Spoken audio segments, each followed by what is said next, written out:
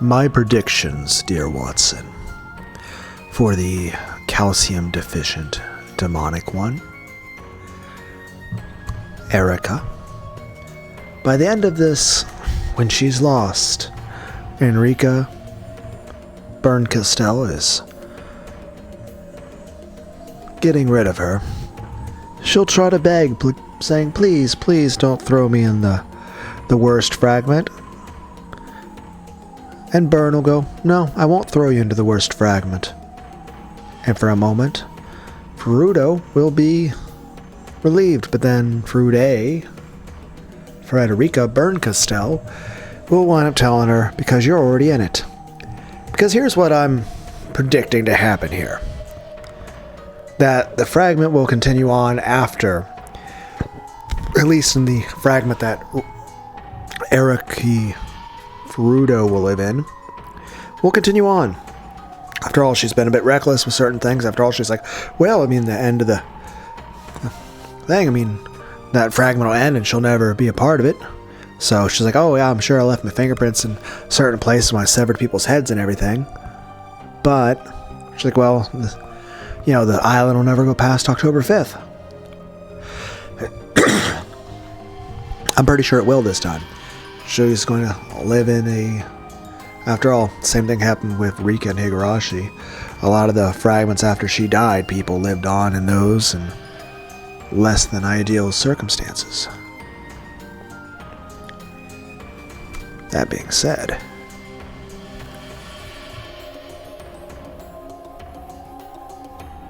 the ending of this story is going to be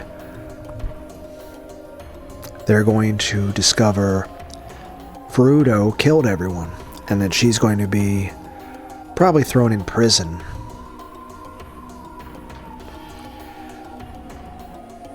And while she's saying that she didn't get any blood or anything on her, a alternate view that people are going to have, the whole bathroom scene where she got blasted by all the hot water, could be that maybe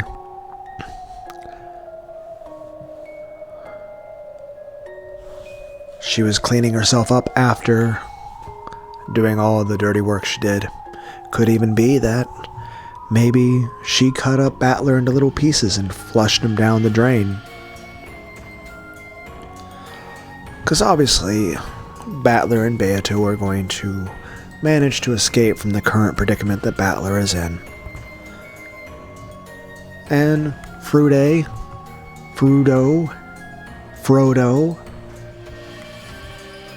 will, well, let's just say that person's kind of riding high, and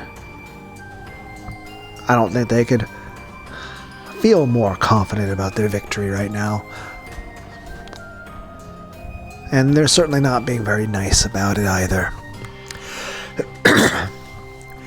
Now, yes, she locked everyone up, making it to where everyone's inside the rooms. But you know what else that's accomplished? Yes, they can't come help Battler. But it's also meant that everyone has an alibi, except for her. So then the question is, oh, all these people are dead, and there's only one person without an alibi. It's like everything she used against Natsui would come back to bite her. Now, as far as that letter, after she's left, there's a good chance that maybe Krause and the others never fully trusted Furudo to begin with. Maybe some of the others were let in on the prank that Kairi and the others were playing on Furudo, only to be, murdered in their sleep by Furudo later and having their heads decapitated. But yeah, you could say Furudo got soaked, because people were going to look at her getting soaked and drenched from that bathroom. From other people's point of view, it'd either be she got really dirty from butchering people, or maybe she got dirty after butchering Battler, or maybe she got dirty cutting Battler up into little pieces and flushing him down a drain. I imagine Rudolph wouldn't take very kindly to that. Then again, what if they find her alone with Battler's dead body and she's like playing dress up with like Battler in a certain outfit and her wearing like Natsui's old wedding dress or something? Maybe at some point, what if she comes across Kinzo's corpse and lights it on fire? At which point Kraus will be able to pass it on to the rest of the siblings, the rest of the family, and the public that Kinzo was indeed alive. I mean, granted, he's dead and a corpse, mind you, but it could be that Furuto will at some point light it on fire, meaning there's no way of verifying that Kinzo has been dead for a year plus at this point. At which point, the death of Kinzo would be classified as murder at the hands of Erika Furude. And like I said, she's the only one who doesn't have an alibi anymore. And, depending on how people interpret everything going on, everyone else, when they leave the guest rooms, the guest house, when they come across that letter that was left for Erika, they could interpret that as either Erika wrote it herself, or maybe Kinzo wrote it,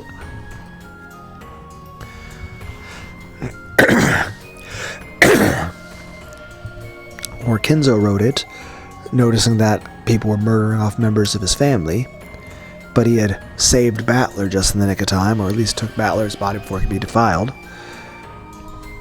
in a way of trying to goad the murderer away from the rest of his family, which would portray Kinzo in a very courageous, noble, and caring manner. Now, how we explain what happened to Canon just a moment ago, I don't know.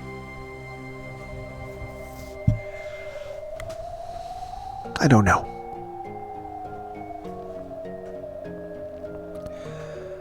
But, like I said,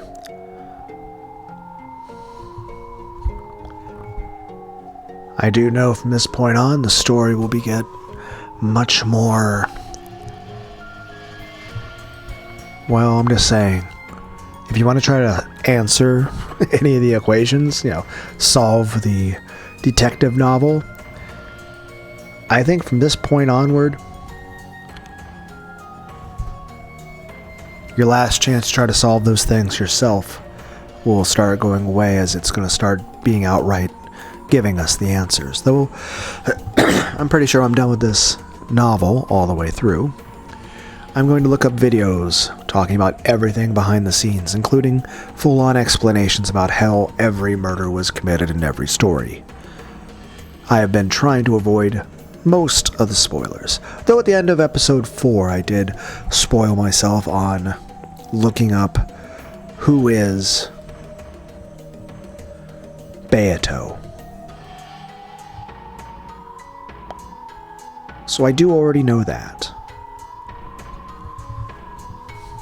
That being said, it's a very good story. When I do get done with it, albeit Umineko and Higurashi are extremely long. In fact, I would say Umineko, I'm pretty sure, is longer than Higurashi, even though it's only 8 chapters and Higurashi was like 10 or 11 pretty much. That being, and of course there were side animes, even one including Feverine, Augustus Aurora, that's not even part of any visual novels for anything. I do feel like I'll still want more story out of both the stories, but like I said, they're very long stories, but I'm enjoying them.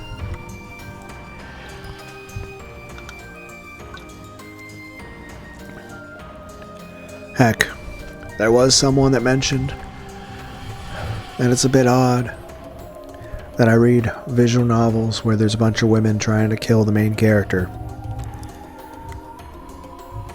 And they're like, oh, maybe that's why you attract so many crazy women.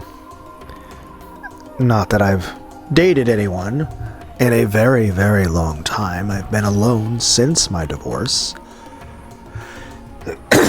So that has been a very, very long time. That being said, my answer to that question, well, of course I'll read visual novels like that. how else am I going to know how to look out for red flags in the future? Then again, my side note to that response when I gave them that was that technically the plot they described, I mean that story, that line they described, isn't that the plot of all visual novels? Then again, the other thought being is this: if the media we consume affects who we're going to date, like somehow like the media I'm consuming, influences the relationship I'm going to have in the future, then if the media we consume influences who we date, then I would probably be dating Astolfo from Fate, or Sylvia from Konosuba, or Tentacle Hentai, or Kirsha. Okay? So, I'm pretty sure whether or not I play Halo or Nanta, the Grand Theft Auto game, when it comes out, which I'm looking forward to both those games, I'm pretty sure has no impact on whoever I would date in the future, or whomever, though I prefer saying whoever. I will say this: whoever I date, I would hope that they're into playing video games too, because I do enjoy some video games and some anime.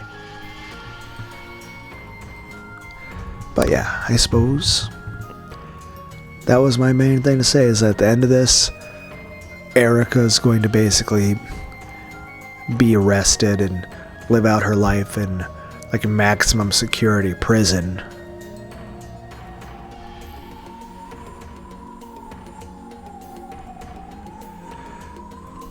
For the murders that were committed.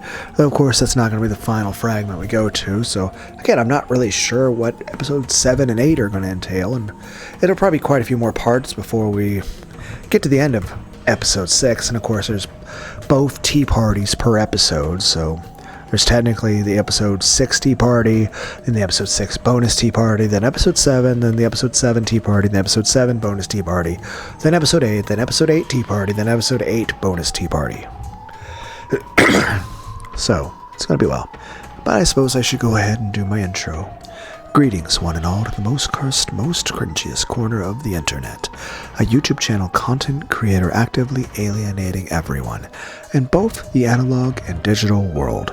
Well, welcome and good evening, you wonderful dice of all alignments. I am Lunar D8, and heck, maybe I should suggest other channels to you guys. From videos to here and there. I like Ultra J-Man, or Rom Scout, or Leaflet Asari, or Winslater. Those are good channels. Anyway, let's go and hop into our feature presentation. After 13 minutes of me just rambling. So long, Cannon Cone, and thank you. Jessica dashed up to Cannon's corpse, held it, pressed her forehead against his, and as the still hot blood was smeared over her forehead as well, she sobbed. Shannon. George-san, we've won. Now I finally have the right to love you. Shannon leaned against George's chest, as though the strings holding her up had been cut. George held her in silence. Yoshia-kun, wah, wah, Yashe. There was nothing in the golden rose garden except the wind that carried the golden flower petals and the sound of Jessica's grieving sobs.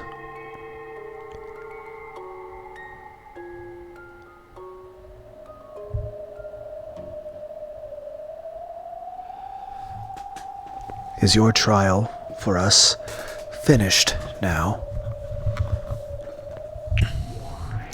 It is. Congratulations. You two were the ones who remained. We will give you our blessing. But please don't forget. Okay, everyone, I'll probably stop trying to do that voice. You are now responsible for nurturing your love.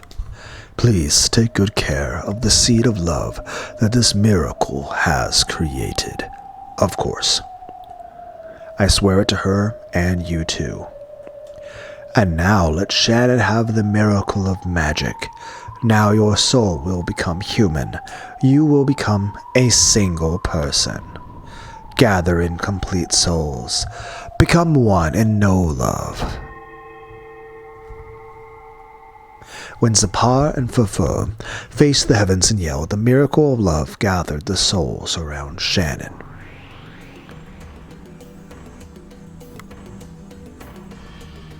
Why is there a Behelit in the middle of those? They came from the losers of the trial. From Cannon, who had been defeated, and from Beato, who had dropped out. Slowly the bodies of the two began to break down into flecks of gold dust. What's going on here? No one ever said that the losers would disappear. As she yelled, Beato the Elder supported the body of her fading sister. However, the two demons were smiling quietly.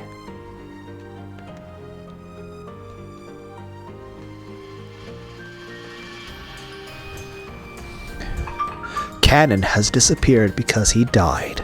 Beato was born to love Battler and is disappearing because she has lost the qualifications to do that. It is quite fair. If you had survived, the other two would have vanished.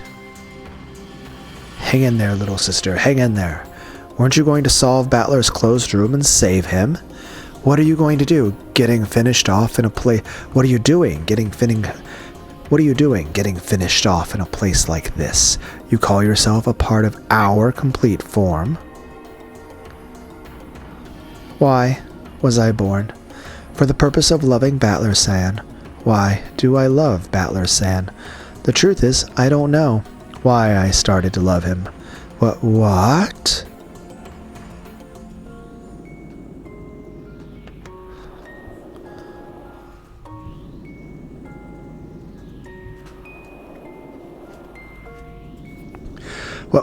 What? Why are you saying this now? After all, when I was born, I was told to love Battler-san and be loved by him. That was my purpose. So, I don't really know why I love him. But people don't need a reason to love each other.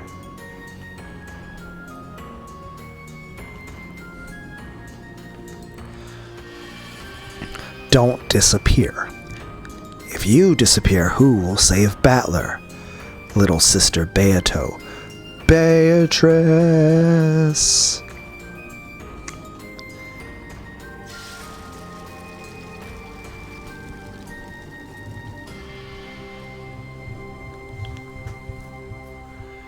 Why is it that I love Battler-san, Mother? Well, I'm actually not a big fan of the family-oriented type of girl. You see how crude I am, right? I just can't handle acting politely in front of girls. Ladies first and all that stuff. So, if I had to say what type I liked, well, I'd probably like a Jessica-ish girl. If I'm crude, why shouldn't she be too? It'd probably be just perfect to have a rough, relaxed relationship where we could mess around without worrying about gender and be rude with no worries.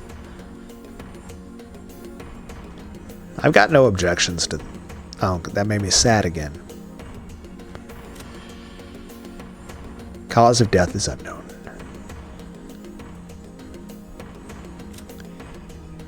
You're short. You're 22 years old and you're this tall. Calcium deficient demon.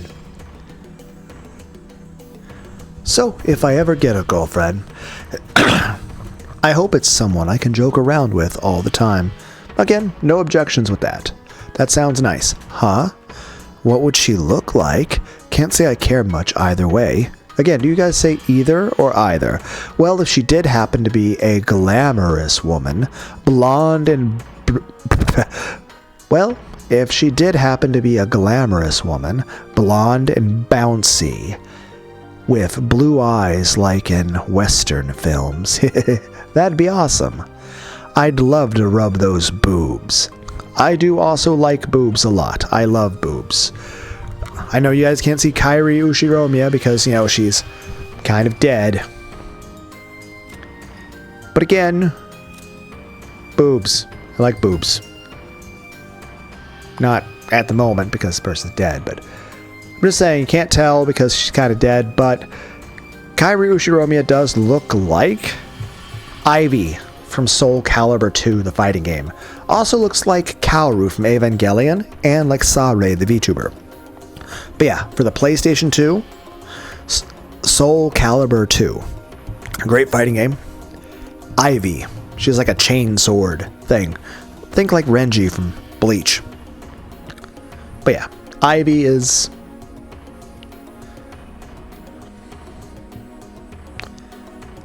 she is very hot. I like her tits. I like her face. I like a lot of other things about her. Wahahaha. Beatrice, listen. I am giving you my love for Ushiromiya Battler. Become the kind of woman Battler wants. Take the golden hair he likes. Take the blue eyes he likes. Take this personality that matches his. And then you must love him in my place. And then, if possible, you must be loved by him. I can no longer love him. Please take my feelings that went unfulfilled. My feelings that I couldn't hold back, and make my wish come true. From this day forward, you are no longer the Rokkenjima ghost that lives only to play pranks. From this day forward, you will become the master of this island, and wait for the day that he comes to fulfill his promise. From this day forward, you will do this in my place. So from this day forward, you will no longer be me. Please forgive me for pushing all of my worries onto you, while I alone try to find happiness. From this day forward, you have the right to hate everything. From this day forward, you are the Golden Witch Beatrice. And one day, you will destroy everything, revive everything.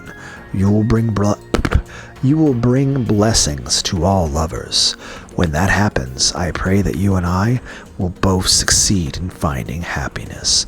From this day forward, you will no longer be me.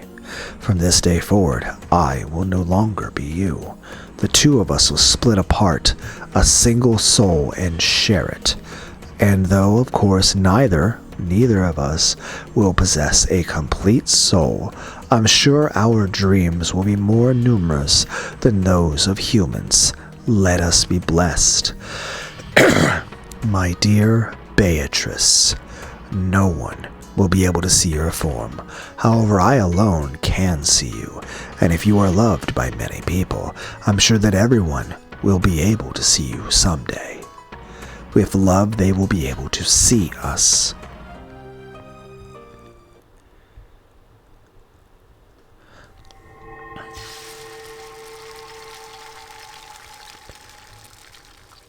Yoshia-kun,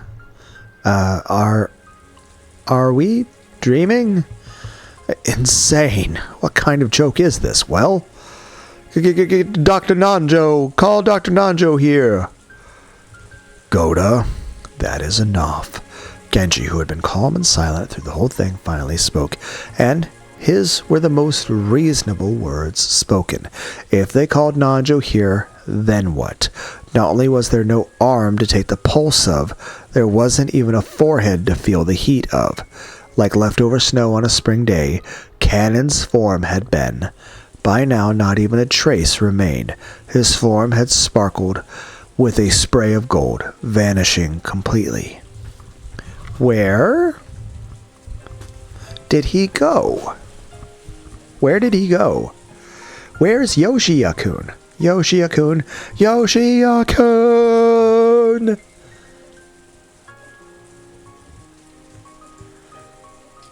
What are you guys looking forward to most about the Halo Campaign Evolved game? I think it should be fun. So long, milady. No, Jessica. Cannon-san? By now, no one's eyes can see us. That means that we're no longer in their world. However, we are right here. You're right. We are here. For us, a body is nothing more than a cage made of flesh. There's no need to be sad. But I do feel sad for her, for Jessica-san. This is all my sin. This is why furniture isn't supposed to love. What will you do now? Though I have lost my form, though I can no longer talk to her, and even though if Jessica ever talks to me I can do nothing except nod behind her back, I will be by her side. I think that's wonderful. What will you do? I want to save Battler-san from a closed room. A closed room? Ha ha ha ha. After looking a bit taken aback, Cannon laughed gently. Beato, who hadn't expected to be laughed at, looked a little sour. Well, why are you laughing? This is very important to me. But it's a closed room. That's something for humans with bodies to worry about, right? Huh? We've already been released from our cage of flesh. How could a closed room hinder us? Are you sure about that? I mean, there's a chain lock and packing tape seals and red truth. I see. So, you aren't a being from the world of pieces, but a higher level world. Why can't I say that? But a higher level world. That means your limitations are different from ours, or so I hear. Ah, well. Cannon stretched. It looked as though he was about to head out somewhere. Cannon-san, seeing as you're a fellow loser. Okay, I'll go for you. I'll go to the guest room in the mansion, let Battler-sama out, set the chain behind me, and hide in the closet in his place. Is that enough? I'm glad for the sentiment. However, even if you wanted to leave the cousin room because of Erika-san's seals, unlike the next room over, the cousin room containing Cannon was guaranteed. Complete, closed room, even counting the windows. Not only did he have no way to save Battler, he couldn't even escape himself. In that case, use your magic to give me power. My magic? Yeah, use your magic on me. But wait, I don't even know how. Aren't you Beatrice, the Golden Witch? I am a witch, but I don't even know about closed room tricks, much less magic.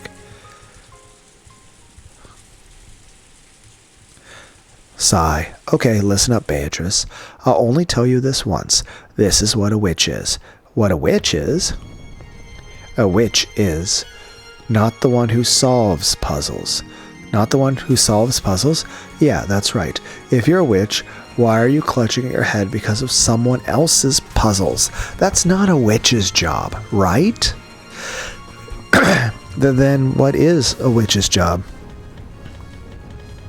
You make the puzzles. The Golden Witch I know would have used insane magic to create a puzzle that no one could understand, confusing everyone and sneering. Create a horrible riddle that no one can get, spin everyone around and badmouth them. You aren't supposed to clutch your head worrying about your opponent's puzzles. That's your opponent's job. Worrying is my opponent's job?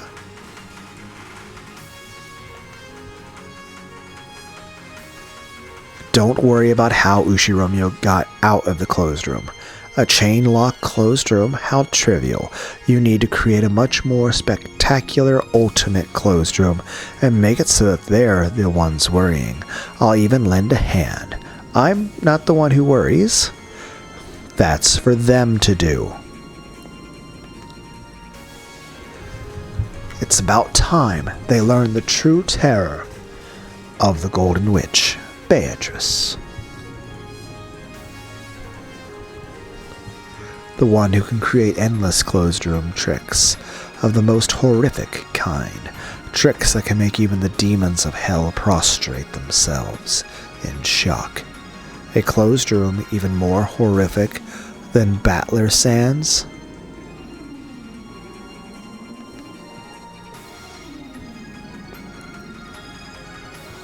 We've already gotten our hands on one, haven't we? A horrific closed room. Ah, in the back of Beato's mind, images she remembered began to flit by one after another. The mansion, the guest house, the rose garden. Trick, mistake, lure, taunt, trap, laughed together. Do you know about this trick? I think I've seen something like it in a book before. Beato's eyes opened wider and wider. Countless lights circled around her, swallowing her up.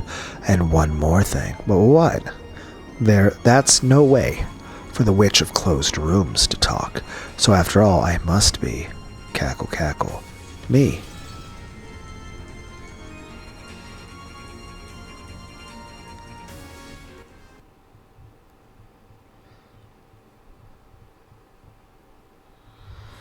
The marriage ceremony ended without any problems, and the reception was held inside the cathedral. As the goat demons partied raucously, Lunar could be seen leaning against a pillar trying to escape from the noise. Then Gertrude appeared and whispered some kind of report to her. Is that true? Allow me to speak. Aide Cornelia is currently heading towards the scene. I suggest that Lady Erica be contacted as well. Understood. I will tell her. Gertrude, contact the head of ceremony security. Prepare for battle. As you wish. I apologize for interrupting out your chat. I am in charge of security for this ceremony. Huh? Is it me? Do you want something?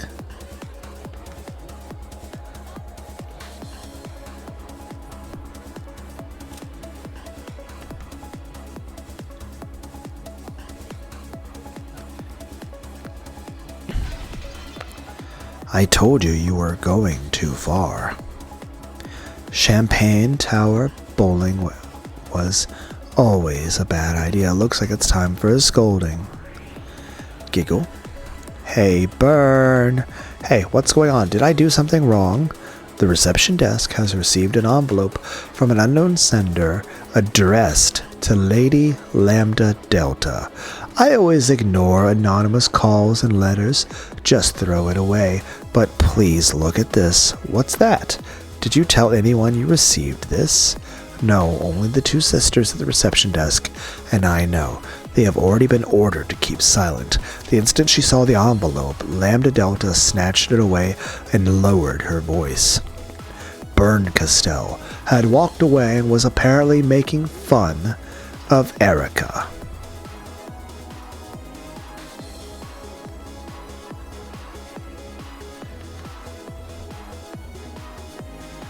Don't think I don't see the one-winged eagle thing there.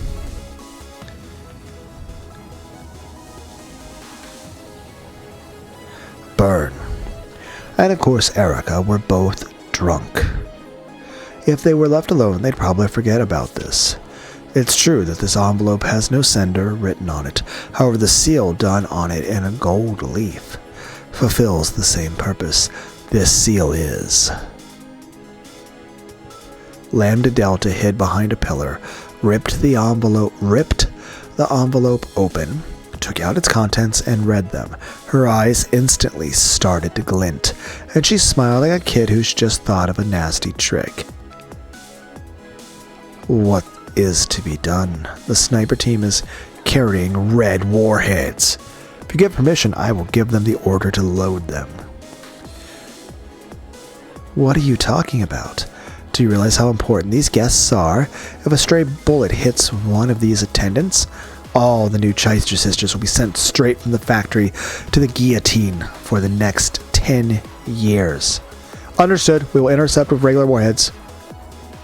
Shall we post watches around the Seven Sisters of Purgatory? Why would we need those? After all, the Seven Stakes are battlers, and now Erica's furniture. Why would we post watches around our allies? Just make sure security is nice and tight. Just now we received a recommendation from Assistant Inquisitor Gertrude, suggesting that we make preparations for battle. Her reasons are unknown. From Gertrude? Then follow that recommendation. A party's more fun once you liven things up. Understood. 00, 00 calling Cheister 17, Cheister 38, Cheister 45, code R, be on your guards, transmitting level 2 alert, 17 copy, 38 copy, 45 understood. It'd have been so much cooler if you'd said copy, too, yeah. I just get so nervous. I just got nervous. All right. 45, come over here a second. Well, what is it? Hey, we're on the job. Stop. Don't play off my ears. Your ears. Better fold them down, yeah. What did you say? You're kidding, right? That's impossible. Cornelia's heading there now. The odds of Beatrice attacking you are extremely high. I recommend suspending the reception and evacuating.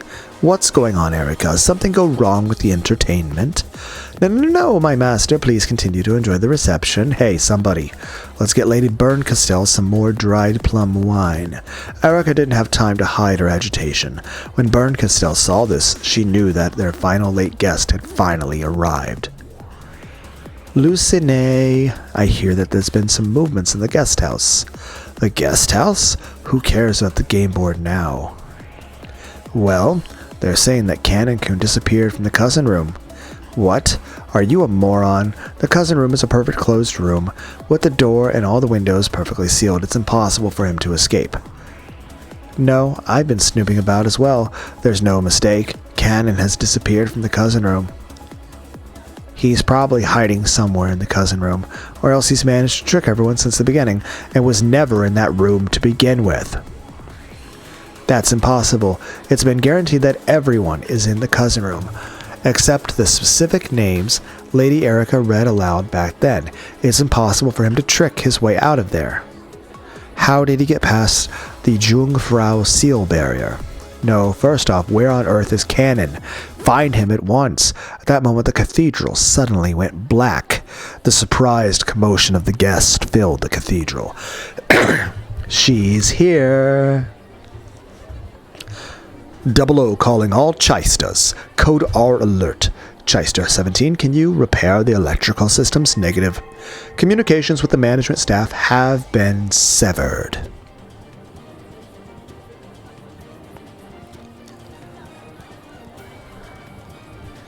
All Chistas. Code red. Rock and roll.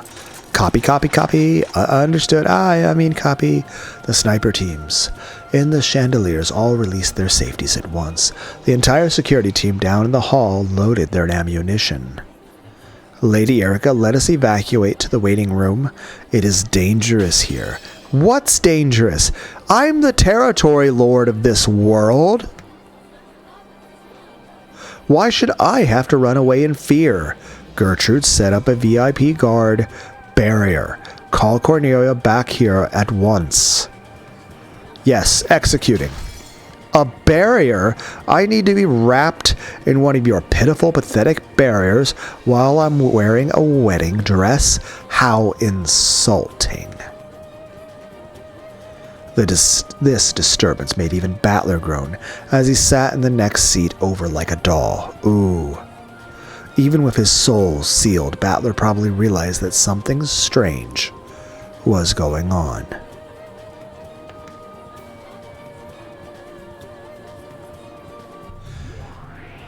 She's late, right, Lambda? Totally. She sure kept us waiting. What was that just now? A love letter from someone? A fan letter from the Lambda Chan fan club. Lambda Delta played dumb and munched some popcorn. Then the lights finally turned on. It was clear that during the blackout, Beatrice had snuck in somewhere nearby, possibly even inside the cathedral itself. The whispering demon attendants all realized it as well. Whose scheme was this, and what were they doing? Though it may have been imprudent, they were looking forward to this, and an excited chatter filled the cathedral. Looks like she came. Gape! They let you come back too? Come on, putting me in a jail is pointless. True, but Riche, Battler's closed room, the cousin room, and even the final possibility, the next room over, have all been sealed. How are you planning to save Battler? Let us suppose that milady has found some trick X.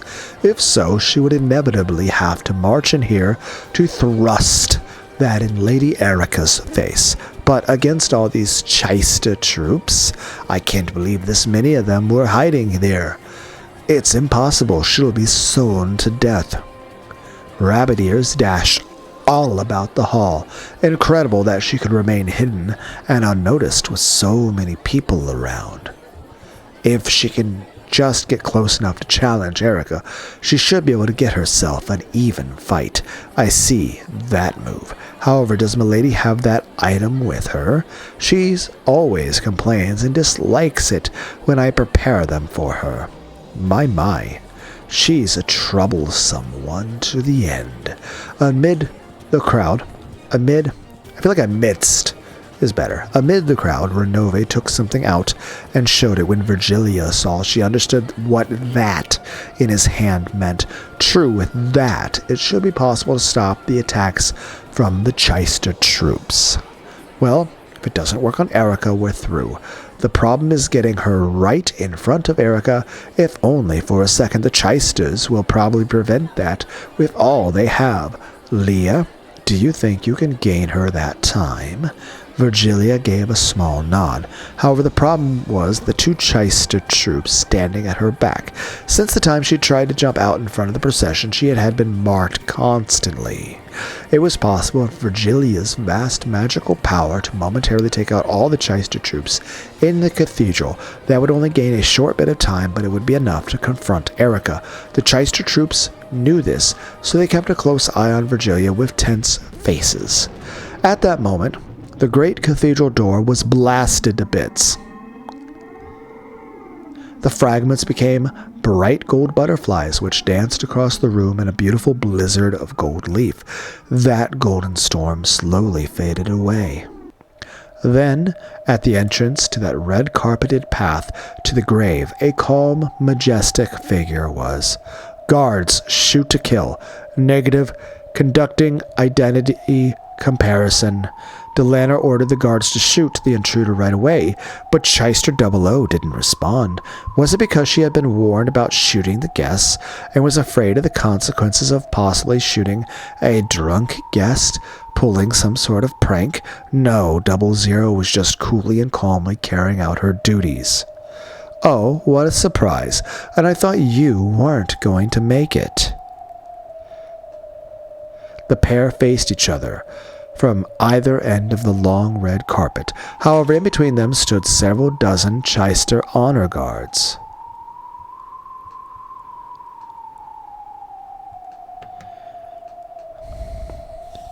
It took you quite some time to come here, most honored guest. You had us all quite worried. But I am glad you managed to make it to the reception, at last, at least.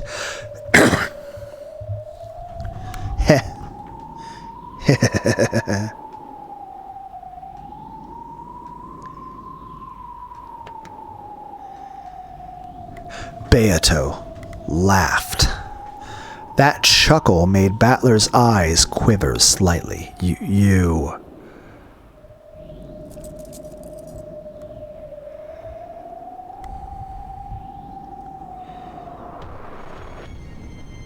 Did I keep you waiting, Frudo, Erica? You know, I believe this is the first time that they've actually met. Because technically by episode 5, when Erica first showed up, Beato was already half comatose in a doll, half dead state. And of course, the entirety of this, she's been in the fragmented state.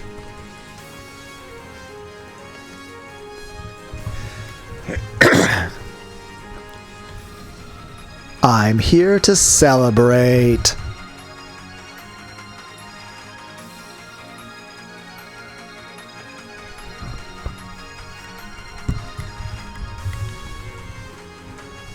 She had an overpowering and evil presence about her, strong enough to make anyone shiver. Was there really any need to confirm her identity now? Who else could possess such an overwhelming presence? But Beatrice... "Let us meet again in hell" is a favorite parting line of mine, but... Identity confirmed. It is the great Lady Beatrice. This time it really did happen.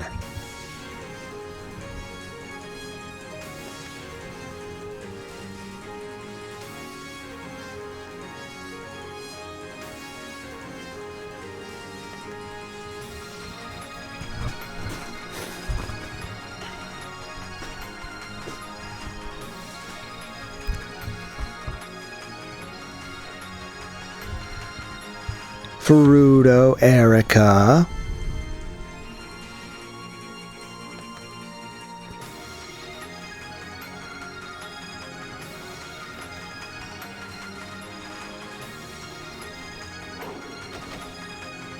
At that moment, the two Shyster troops standing behind Virgilia slumped over and fell to the floor. Renovia touched the bases of their big ears from behind. It was clear that he had applied some sort of magic. Someone find a doctor. These girls appear to be ill. All Chysters opened fire. Beato, now. Just an instant before the Chyster troops could fire, Virgilia raised her arms to the heavens. Her magical power, which was more than enough to remind all present what her name and had meant at the height of her strength, became a spirit wave that exploded.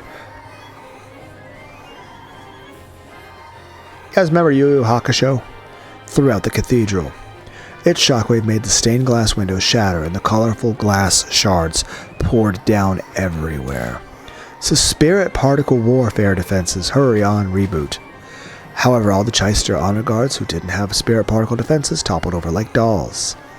The ceiling snipers were defended and able to avoid a crash, but it would take several minutes before the system could be rebooted. That span of time should be enough to reach Erica. However, it wouldn't be possible to defeat Erica in just a few minutes. There was no way they'd be able to carry Battler away in that time.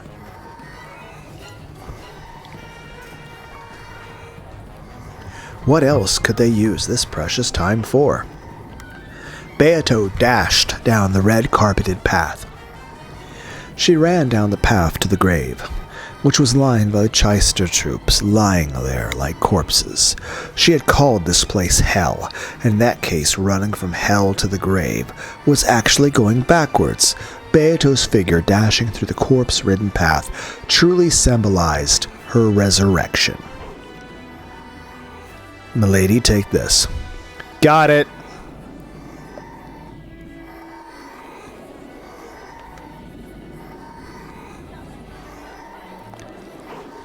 As she dashed, she snatched something white from Renove's outstretched hand. There was no longer anyone blocking her path to Erica. However, at that instant, a golden thread came from in front of her and rapidly sewed through the red carpet towards her like a sewing machine. "Oh, we have a meddler!"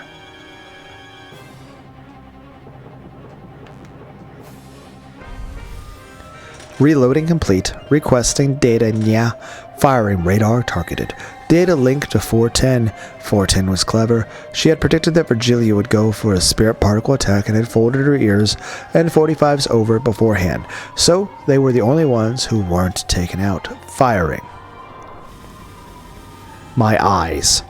Once again, the golden sewing thread chased after Beato, weaving like a sewing machine. It was as though an undulating golden snake was shooting after her. Impudence. You mean to delay my precious showdown with Erica? Beato jumped sideways away from the red carpet, then dashed across the long table covered with beautiful food. This hurts my eyes. Is there like a mod that turns off epilepsy? For fuck's sake. The gold snake chased her, sewing through the pure white tablecloth like a sewing machine and scattering dishes left and right. The goat attendants ran about wildly, trying to escape. The cathedral was wrapped in pandemonium.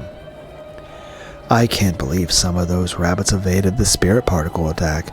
This is bad. If they take up that position, there's nothing we can do. The pair of snipers attacking from the chandelier high above were much further away than Erica was, too far for Beato to reach. Furthermore, their position landed the entire cathedral inside their range of fire. Too bad, nya, Beatrice-sama. The trials of love are harsh, nya. 45 to new magazine. You mean this. Gape handed her the magazine. 45 always handed them over backwards, so 410 was a bit confused to have one handed to her right way up. Nya? Nya, nya, nya, nya, nya, let go, nya, nya, nya. No matter how distant a position they might take, it was no problem for the elusive Gape. Gape twisted their long ears up, then tickled them with her thumbs. The Chyster's greatest weapons was also their greatest weakness. The two doubled over with laughter. I've got these two, but how many seconds do we have left? The other Chysters will be reactivating. On the other chandeliers, even more Chysters, even more powerful Chysters, were slowly starting to move again. It would be impossible to buy any more time. Ah, Gape, thanks, I'm in your debt. Don't forget to thank these guys, too. Beato, good luck, hang in there. You don't have much time. Erica! Beato cut through the crowd of scampering goats like Moses. Her goal was straight in front of her, the place where Erica and Battler were seated.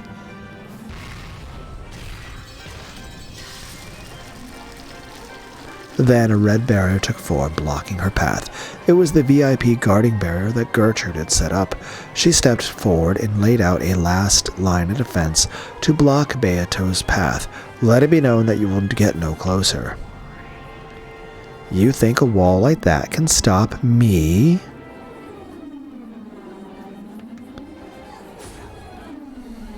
How long until the Chysters reactivate? Well, within 30 seconds, as the oldest of the seven sisters of Purgatory, Lucifer stood and waiting behind the bride and groom. She wanted to save Beato. If she could just distract Gertrude for a moment, the wall would disappear. However, the seven sisters were furniture. They served the territory lord, so they couldn't move to help Beato. Delanar glanced over at Lucifer. There was a coercive tint to her eyes. You are not allowed to move except by the orders of your master. No. Who's our master? It's Erica now, idiot. No, our master is Battler-sama. True, Erica only speaks on his behalf. That's right, One-sama. Whose furniture are we? It's just too delicious. Let's dig in.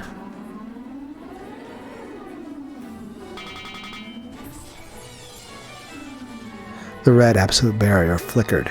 For just an instant, Beelzebub's stake had pierced Gertrude's shoulder, and her concentration had wavered, but it didn't break. Slowly and expressionlessly, Gertrude turned to look at Lucifer. By whose orders? Know that Lady Erica has made no such order. We do have orders. The orders of our master. How can a master who cannot speak give orders? Even though he can't talk, understanding your master's will is furniture's job. Then it cannot be helped. The seven stakes shot at Gertrude at once. Gertrude had chosen to take all of those direct attacks, refusing to abandon the barrier until the last moment. Though she was resilient enough to be called a literal Iron Maiden and receive no damage at all, it was more than enough to make her flinch and lose control of the barrier. Good work, my furniture. My furniture. Beato shot through the scattered red fragments of the barrier, and she was finally right in front of the bride, her rival Erica. However, there stood the final shield protecting Erica, Death Sentence Delanar. You're too late. Time is already up, Lady Beatrice.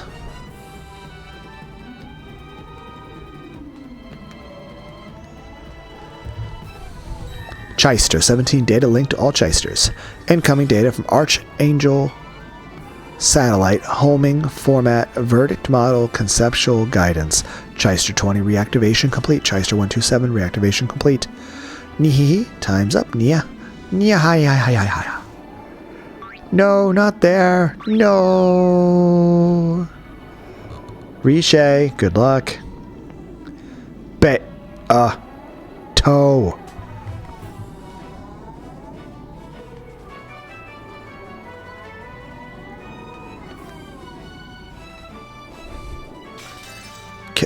Delanor. Back off, Delanor Nox. This isn't your fight. I have received a red truth denying you from Lady Berncastel. I am afraid that this will become your grave. I don't know what Berncastel has allowed her to say. However, I don't need to sit around and let that long sword tell me. I'll play with you all you want later, but for now, back off. There's no time. The Chysters have already finished reactivating. I'm only living on a bit of borrowed time. You will be the one to retreat.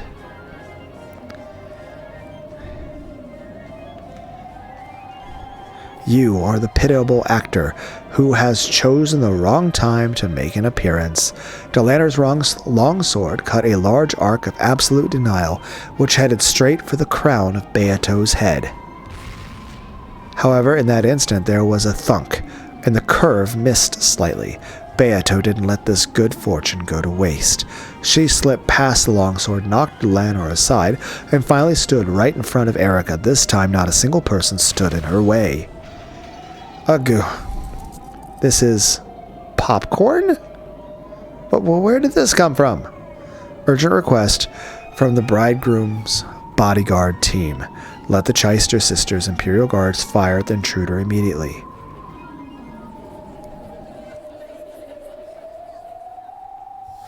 The commotion quieted.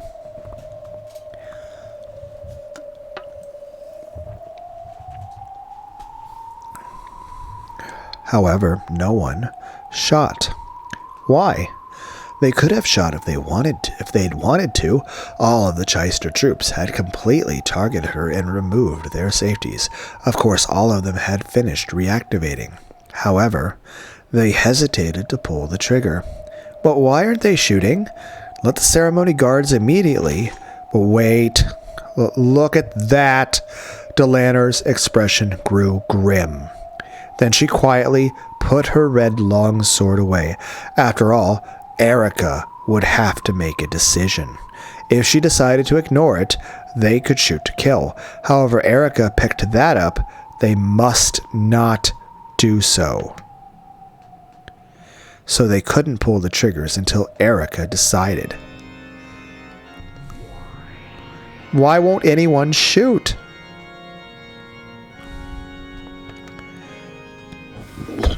Look closely. See what Beato just threw at Erica? Lambda Delta pointed, still chomping down on popcorn. It was hard to see from the balcony. Beato had thrown something, like a white handkerchief, at Erica. It had fallen to Erica's feet. What was that white thing? She really knows what she's doing, that girl. She knows what it means to be the main character. How interesting. The thing that had hit Erica in the face and fallen to the floor was a white glove that Beato had gotten from Renove. Hitting someone with a glove like that could only mean one thing. It was duel.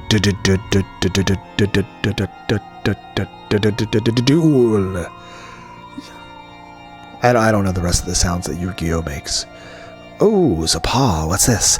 What does it mean? This is a request for a duel. If she picks up the glove, it means she's accepted. And if she doesn't, the Chysters will shoot. Why would she pick it up? She doesn't have to. However, we and the demon attendants would probably spread the word far and wide that she dishonorably ran away from a duel.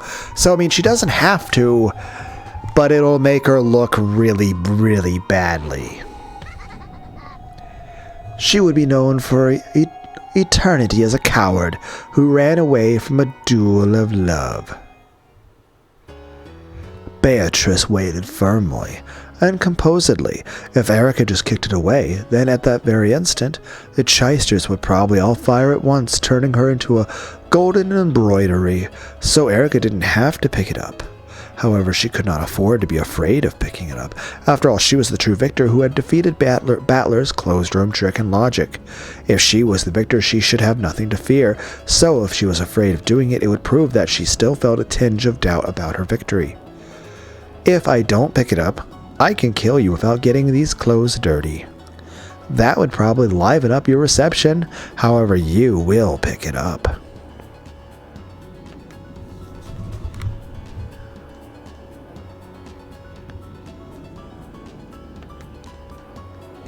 Oh, and why is that?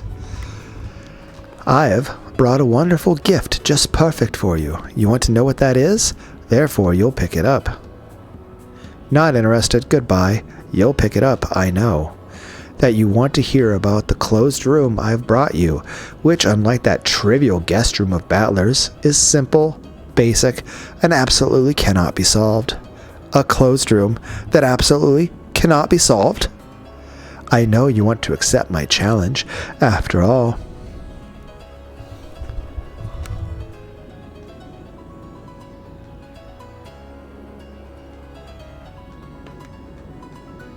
You are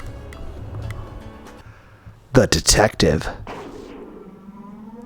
Erica threw off her wedding dress as though it were a cape.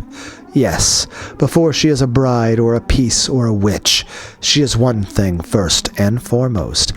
I am the detective. I acknowledge you as my opponent. However, are you qualified to participate in this game? Have you managed to fix the logic error? If you pick that glove up, I will prove that I have fixed it in my fight against you. Good. Oh. Ooh. The cathedral was filled with chatter. Erica had picked up the glove. A duel. A duel. The cathedral was wrapped in a bizarre excitement. At Erica's nod, Delanar pushed the crowd away, leaving the pair alone. People were permitted to witness the duel, however, no one would be allowed to interfere in any way. It's okay, Battler-san.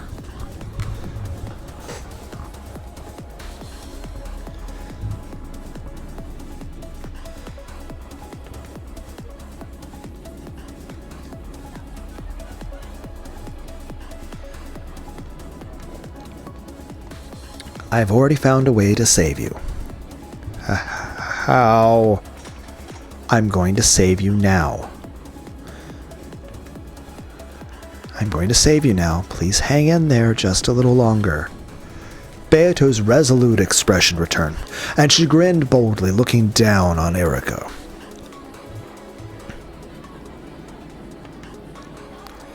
Ah, there can be no doubt. That's the expression worn only by the Golden Witch, the presence of the master of Closed Room.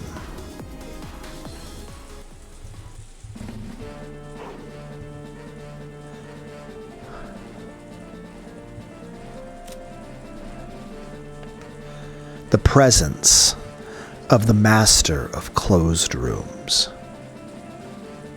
A shadow dashed through the stormy rose garden. It was incredibly light and swift.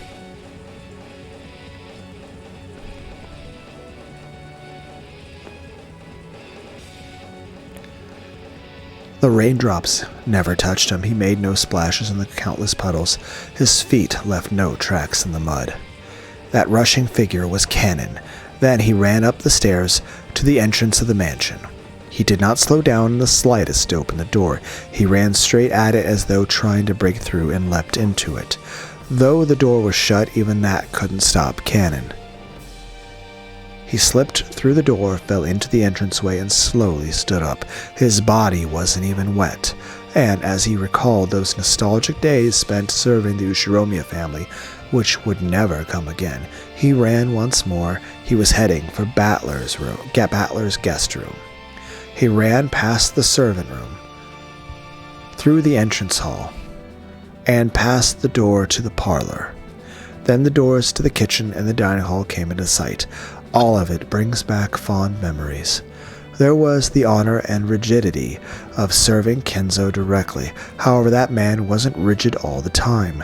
When the family was out of sight and he didn't have to preserve that air of majesty,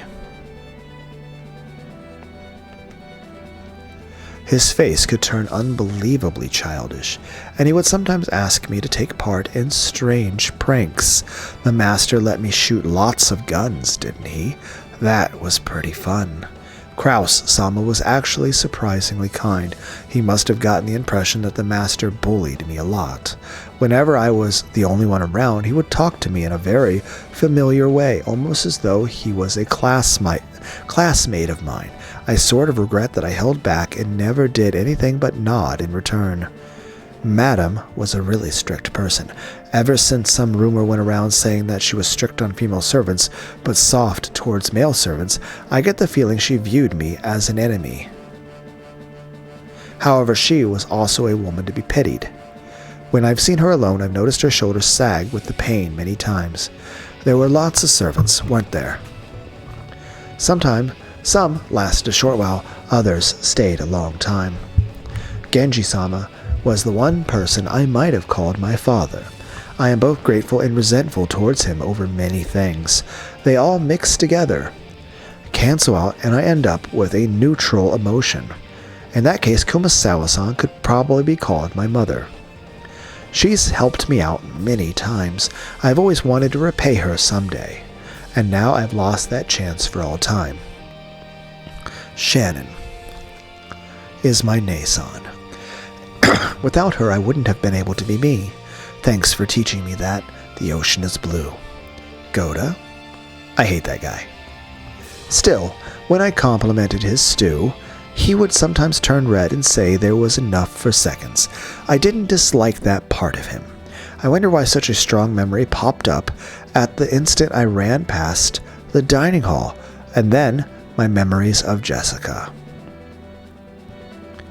Oh, it's a boy servant. How old are you? I think those were the first words she spoke to me. Come to think about it, she was probably interested in me ever since then. I really did have enough time to build up a love that wouldn't lose to George-sama and Shannon's. But since I could only see the gray sea, I wasted almost all of that time. What does she like about me? What do I like about her? I get the feeling we never really made that clear. No, she told me. We should have stayed together longer to eventually find that out. It would have been fine to find reasons for our love later. It took me far too long to realize that. Now I think I can accept it. I know why Shannon won the duel. God must have been watching. You had so much more courage than I did, and God didn't abandon you. I reached the hallway with the guest rooms. There was someone lying on the ground. It was Battler. He was lying just outside the guest room, a chain tied to his neck. He had probably struggled to do something with the chain lock from the outside until he lost consciousness. His fingernails on both hands had been torn off, and they were stained with blood. I could tell at a glance just how hard he had tried until the final moment when his heart had died. The collar binding him wouldn't disappear unless the chain lock was set. Battler-sama, it's all right. I'm going to save you now.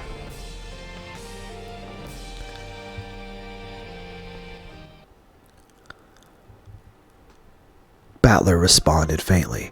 He probably hadn't even imagined that help would come to this eternal closed room. He was so scared that this might be an auditory hallucination brought about by a fleeting delusion that he couldn't bear to open his eyes easily. Cannon grabbed Battler by the arms and dragged him into the room. The inside of the room was terrible. The windows had been brutally shattered, and the wind and the rain had made its way inside. All kinds of tools and furniture lay broken there.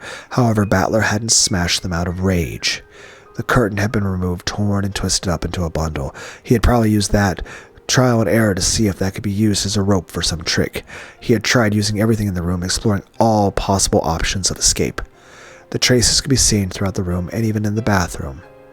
The empty bathtub was stained with just a bit of blood, and the nippers there lay at the bottom. To protect this tale, he had nearly been prepared to accept Burn Castell's brutal method of escape, cutting himself into pieces and washing himself down the drain. He was even willing to tear apart his own body to protect the game that Beato had entrusted him with. He had probably questioned himself over and over in this bathtub, wondering if there was any other way out. By the clock of the game world, not even a single day had passed. However, just how many years has it been in the closed room of that logic error? When faced with an endless span of time, any way of ending it, no matter how cruel, is tempting. However, he had rejected that until the very end. And, even in the last moment when his heart died, he had wanted so much to show his iron will to escape from this closed room that he had chosen to fall here in the corridor with the chain still around his neck. Battler-sama, it's canon. Please come to your senses. He wiped Battler's face with a towel and wetted it in the sink. In response to that cold sensation, Battler's heart slowly started beating again. It's you, Cannon-kun. Yes, it's me, Cannon. You did well to endure until today.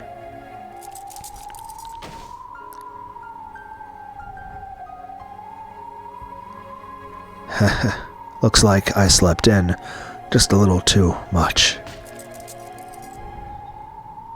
Battler realized that the feel of the towel on his neck meant that the cursed collar and the chain were gone. There's no longer anything binding you here. Come on, please head back quickly. But if I unset that chain, Locke, the chain will come back. Don't worry, no longer does any chain exist to bind you, Battler-sama. I will remain here. What did you say? By now, Battler knew the terror of this endless closed room better than anyone else, so he was more filled with shock than happiness, shock at the determination of the one who was willing to become the new prisoner. I will be fine. There is no need to worry, but... Battler-sama, isn't there still something you have to do? I... Go back quickly. There is someone fighting in your place, and there is someone awaiting your return. Will you not go back? His stern words and gaze shot straight through Battler. Are you sure? Yes, that will be fine. This way I can repay my debt from back then. Debt? Do you owe me something? You aren't the one I owe, Battler-sama. It's okay, so go. I don't like being indebted to others. Go quickly. You must not keep her waiting now, so hurry. Battler couldn't argue back anymore. He silently bowed his head, unset the chain, and opened the door. Cannon had remained in the room, so no chain appeared about Battler's neck. He could leave this closed room just by running out. The happy-sounding voices that he had heard at the far end of the corridor had been replaced with an excited chatter. There must have been some sort of strange disturbance going on. As Cannon went out into the corridor to see me off, the merciless collar and chain had already captured their new prisoner. He would remain inside this endless closed room in Battler's place. Cannon-kun. I feel the same.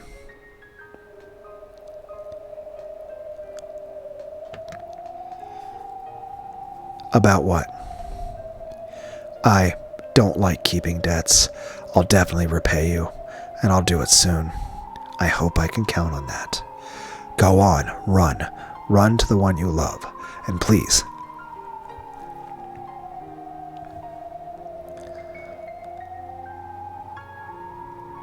Never get lost again.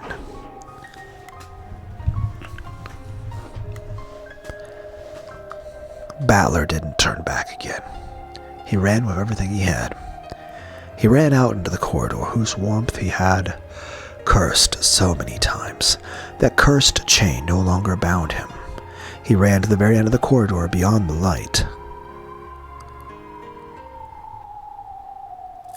Cannon, still connected to the chain, watched him go, then quietly returned to the guest room.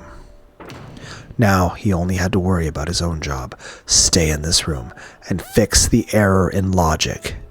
Now, I set the chain lock, As soon as he said it here, the chain disappears from his neck. Then, if he hid in the one place Erica hadn't checked, the broken logic would be fixed. The closet door opened slowly. It was well oiled and opened without a sound. It was cramped inside and dark. And you might say, oh, but some of the things Erica said might contradict this. The problem is that same way as not being the detective means she can kill people and be the victim. After all, the detective can't be a culprit, and the detective can't be a victim. But also, the detective can't have a mistaken perception of events. When she gave up being an actual straight-up detective proclamation, well, it means she can be considered an unreliable narrator at parts, just like Battler did with episode 5. It was cramped inside and dark. This tiny space is the last place I'll see. As long as I remain hidden in here, the logic will be preserved. That's an easy job. Easier than caring for the roses. Cannon went in and closed the double doors from the inside. As soon as he did, a single small gold butterfly appeared and melted into the darkness of the closet and vanished. It was a sign that the logic had been fixed.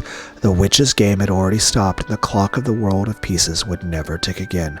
So, for all eternity, no one would come to save him from this place. That's okay. This way I have paid back my debt. Beatrice. The power of the gold butterfly brooch taught me about love. In the third game, it gave me some quiet time alone with Jessica. I get the feeling it did many other small things for me. At any rate, I've paid back all of my debts now.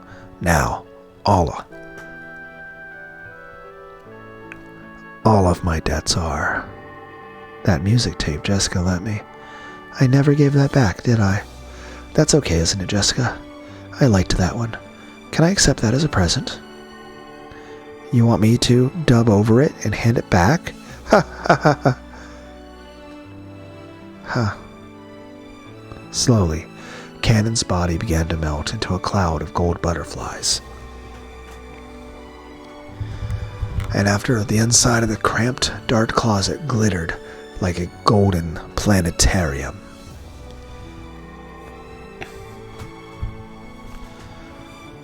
It faded away like the light of fireflies and was painted over by a pitch blackness for all eternity.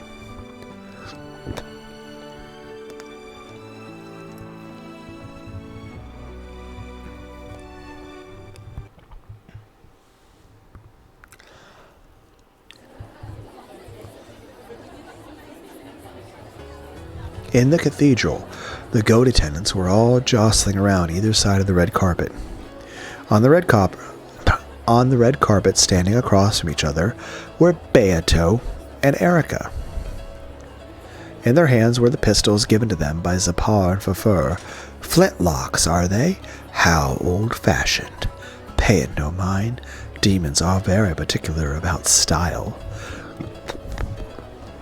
Its form was similar to an actual old-fashioned gun, but this was, of course, a demon's gun.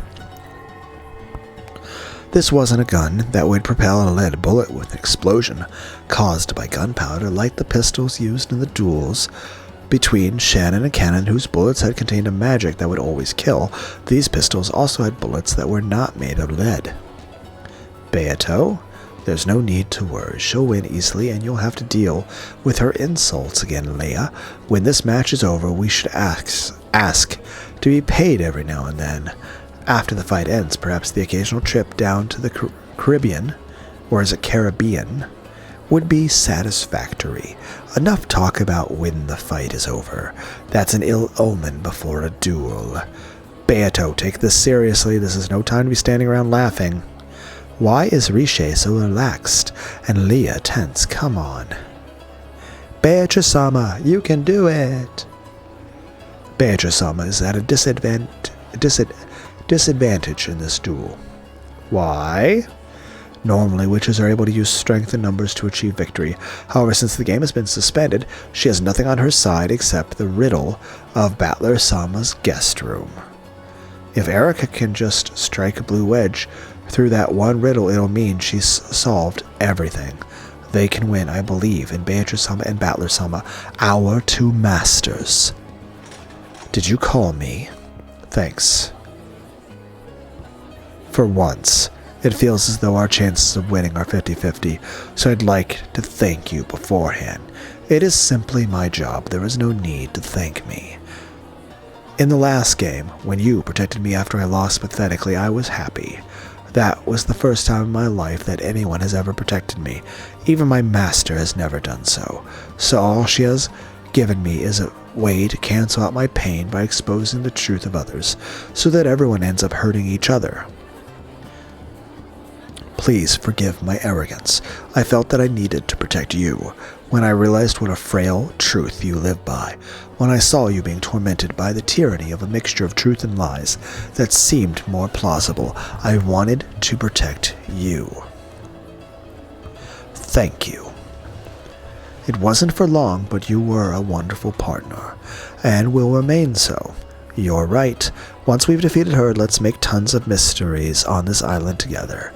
I'll have you solve them and tease you as we play. How does that sound? I like it. I look forward to your challenge. Ah, sorry, that's a lie. I take it back. That'd be one of those loser flags, wouldn't it? Pah. Giggle. Now, are you ready, duelists? When the two demons clapped their hands, the duelists instantly returned to their bold, tense smiles. The bullets within those magic guns are not lead. They are bullets of red and blue truth for the battle between mystery and fantasy. As long as you possess truth, your bullets are endless. However, being hit by a single one means instant death. Are you both prepared? Certainly. Of course. Lady Lambda Delta, O great and powerful witch of certainty, a member of the glorious Senate, please come forward. Will you swear to oversee this duel? Of course, I swear it. The crowd split, and Lambda walked forward with Berncastel by her side. She looked between the faces of the two duelists. Then she took out an envelope with the seal of the one-winged eagle and lifted it high. Beatrice has sent me her revisions to the tale inside a sealed envelope. After inspecting it, I find its contents to be valid. I proclaim that the logic error has been avoided. The chain lock is still set, and without any contradictions, with any red truth made up to this point. Chatter, chatter, chatter. The many goat attendants knew the details of Battler's closed rooms. They realized how difficult it was, and though fiery debates had swept across the crowd during the reception, none had been able to find an answer, and now it was clear that Beatrice had already reached one. Therefore, this duel is legitimate. It will center around one single point, the closed room of Battler's guest room. Battler disappeared from within a closed room sealed by a chain lock. Therefore, Erica has been armed with the bullet blue truth. Beatrice has been armed with the red truth to counter back. The duel will continue until one side is victorious. Splendid. Perfect. Okay. Well then, Beato. Present your new revised tale and riddle to Erica. Cannon used magic to escape from the cousin room without breaking the seals. He reached the guest room and used magic to let Battler escape from that closed room. Humph. What a foolish tale. Very well.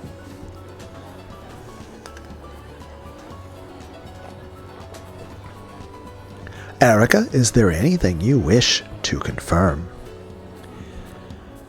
Repeat it. The one who rescued Battler was, without a doubt, Cannon. Very well. The one who rescued Battler was, without a doubt, Cannon. Repeat it. Battler and Cannon are different people. I'll say it. Battler and Cannon are different people. Humph. That's enough. Erica, are you done confirming things? That was all I needed. I've already decided how to fight. Okay, let both sides load their bullets.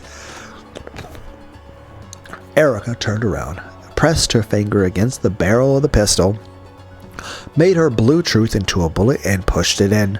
There was no rule saying that she had to turn away, but she didn't want her expression to be read, or it might have been because she couldn't stand the tension of looking at Beato's bold smile. Beato had already finished loading her red truth. She waited for Erica to finish while calmly puffing on her pipe. Then she looked at Battler, who sat on the throne of the Territory Lord, right next to the two witches who were here as witnesses.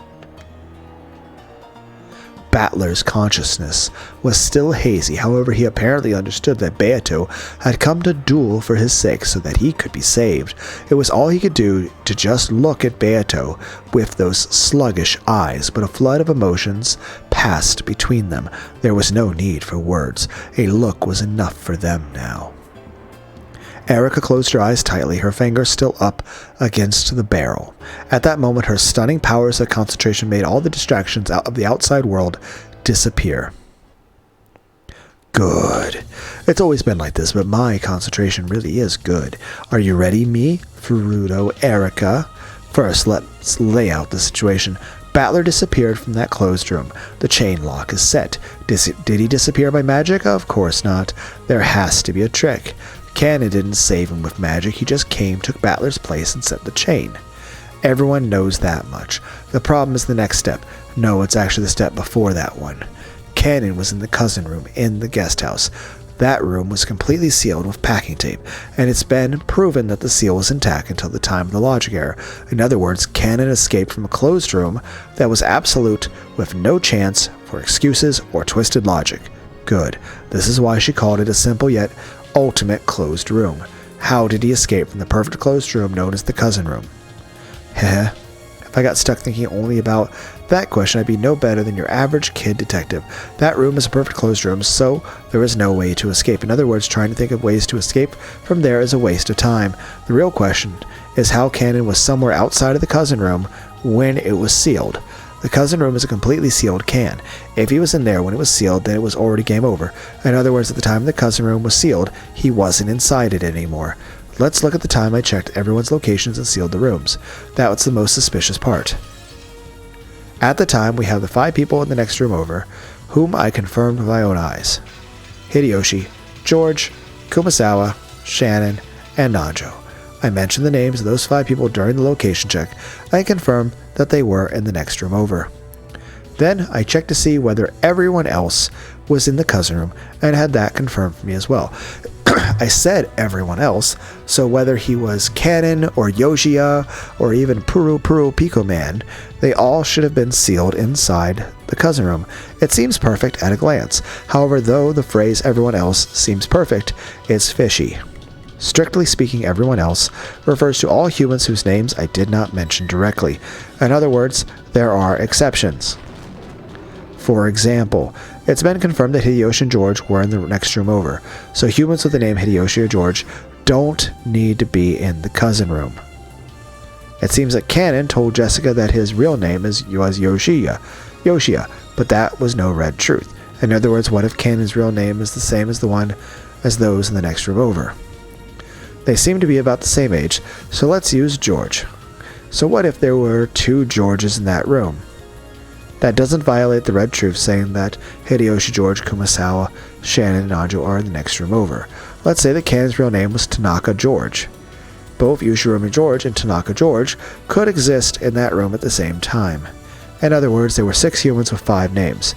It looked to my eyes as though everyone were only 5 people in the next room over, but a 6th-person Cannon was hiding somewhere. I don't have the detective's authority, so it wouldn't be that difficult for him to fool my eyes and hide.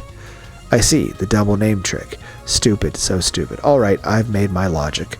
Cannon, who was hiding in the next room over, not the cousin room, left by the window after the seals were placed. Bang. Ow. The gun had fired, and the tip of my finger was stained with blood? The Blue Truth gunpowder had exploded. Ah, damn it. I've already had to land or seal that one?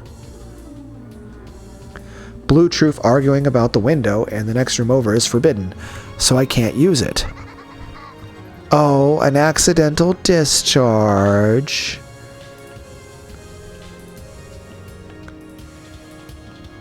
Careful now, guns can be dangerous.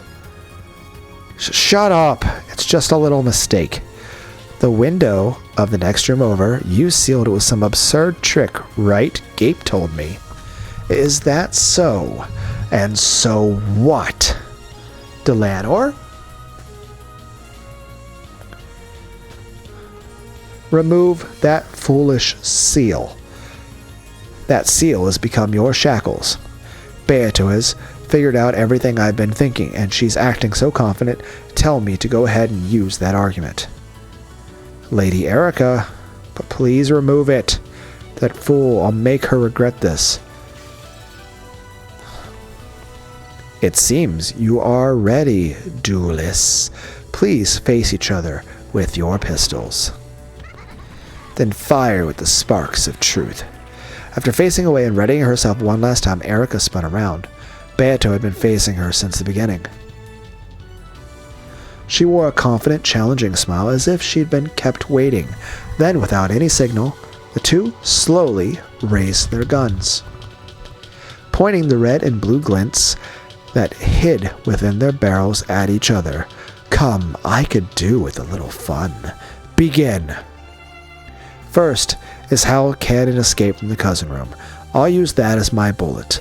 Ho, so you'll start from there. Let's have it. Hold nothing back. Here I go. After holding the gun high and pointing it at Beato once more, Erica pulled the trigger with statements of red truth and blue truth. The cousin room is guaranteed to be a perfect, closed room until the end, so if Cannon really was in the room, it would be impossible for him to escape. In other words, Cannon was not in that room at the time it was sealed. The name Cannon is an alias. His real name is still unknown. If his real name happens to be the same name as anyone in the next room over, that would contradict the check on who was in that room. In other words, it's possible for him to be in the next room over and not the cousin room. The goat attendants chattered and clapped their hands, thinking yes, such a move would work. Ah, I love watching this. I love being surrounded by this chatter.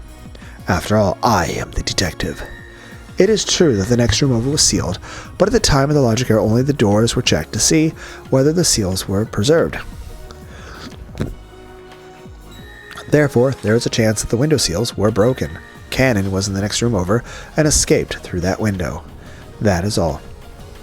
Any other theory would be impossible. If this doesn't work, then there's no truth left. As soon as she said that is all, both of them fired at the same time. After the blast rang out, it was Erica's gun that fell to the floor. Beato's red bullet had knocked Erica's gun from her hands. Was it arrogance or confidence? If she had just aimed that bullet at Erica's heart, the whole thing would have been over. Beato had missed on purpose. There was a bold smile on her face. It was as though she was offering to play with Erica a little longer. No, that's exactly what made her that's exactly what made her Beato. Beatrice the witch, who mocks others with unsolvable closed-room tricks.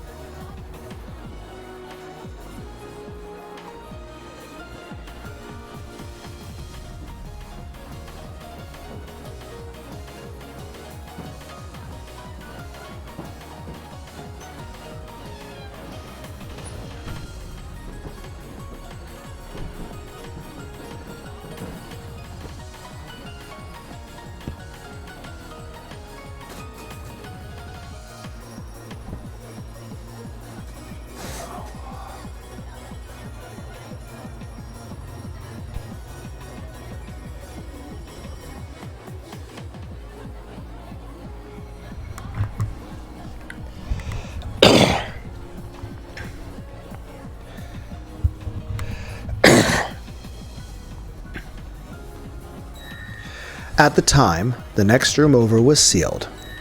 Hideyoshi, George, Kumasawa, Shannon, and Nanjo were in it. And the number of people in the next room over was 5.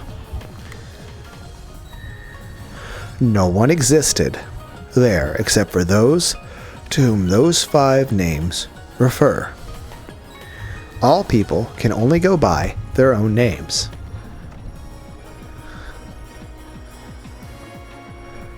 It was a thoroughly merciless red truth. It was simple and severe. Now that the number of people had been limited to 5, any leeway for Canon hiding there had been completely denied.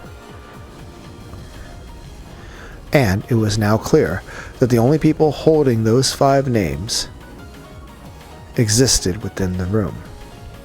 Erica couldn't even make a new theory by suggesting that one person held 2 names so that the 5 names referred to only 4 people, which would let an unnamed Canon sneak in.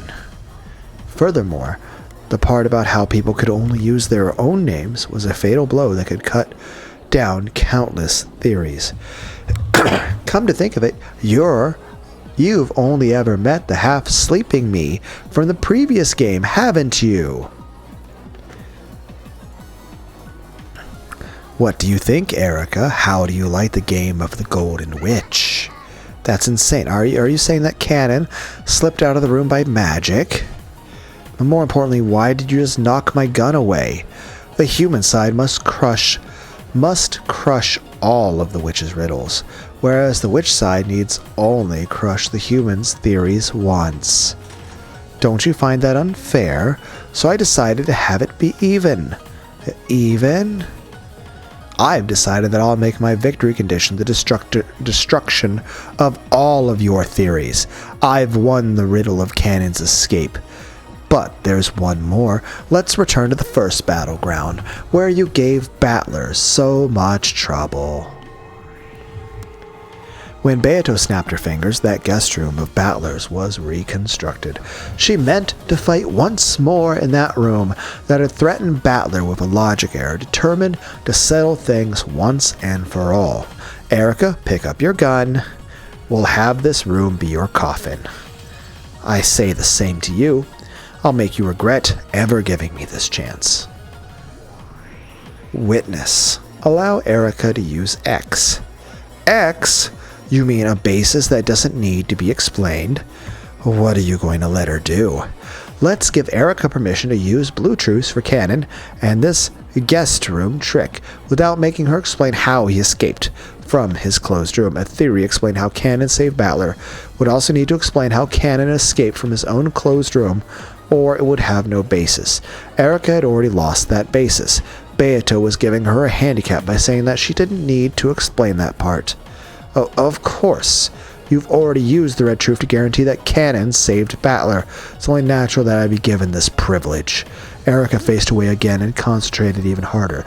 As though twisting the knob on a radio, she turned all noise and idle thoughts down to 0. Let's go, Furuto Erica. Detective Furuto Erica. As long as Canon reaches this place, rescuing Battler isn't hard. The trick is as follows. Canon used some kind of escape trick X to reach the front of the guest room. While I was busy in the bathroom, Battler left the closet. Battler undid the chain lock. Battler went outside. Canon entered in his place. Canon set the chain lock. Canon went into the closet. The end. The end. This satisfies the 2 red truths about the chain lock being set and Battler's absence, and in exchange for this escape trick, Canon remains inside the guest room. There's no room for argument on how tightly this room can act as a closed room. The chain is cursed. In this demonic closed room, one person must remain as a sacrifice for it to be acceptable. However, is such a simple theory really enough? The rescuer switched places with him. Then the rescuer hid in the closet. No other sort of theory is possible. And yet Beato thinks she can win. In that case, does some other trick exist? It's impossible! I swear on the history of the mystery genre that there's absolutely definitely categorically no other way. But if I give in here, I couldn't call myself a detective. Consider it, imagine, don't stop thinking. That's how you drive blue wedges into witches.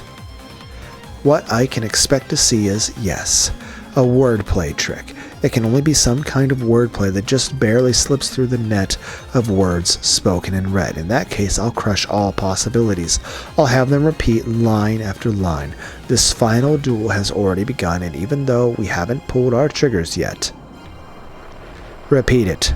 At the time Battler was rescued, only Cannon entered the guest room. I acknowledge it. At the time Battler was rescued, only Cannon entered the guest room. I believe that was the whole point. Repeat it. From the time I entered the room to the time of the logic error, Battler, Cannon, and I were the only ones who entered or exited the room. I acknowledge it. From the time you entered the room to the time of the logic error, you, Battler, and Cannon were the only ones who went in or out of the guest room. Repeat it. This refers to 3 people. I acknowledge it. It refers to 3 people. You, Battler, and Cannon. Confirming definition. Can I assume that when you say 3 people, that's equal to the number of bodies? You're saying that 3 bodies went in or out of the room, right? I've had enough of things be mixed about with names and numbers of people. I want this point to be clear. Of course, 3 people, in other words, 3 bodies, went in or out. Only you and Cannon entered, and only Battler left. It has already been said and read that all people can only use their own names. Therefore, the names Erica, Battler, and Cannon can only be used by those people. Repeat it. I am not the rescuer. Of course. You are the detective. Are you not? Don't worry. I will respect that. A confirming definition. How do you define rescuer? This is also important. I want to quickly remove the possibility that I rescued him accidentally. I'll define rescuer to mean any person who reset the chain lock after Battler unset it. This definition applies whether said person intended to rescue Battler or not.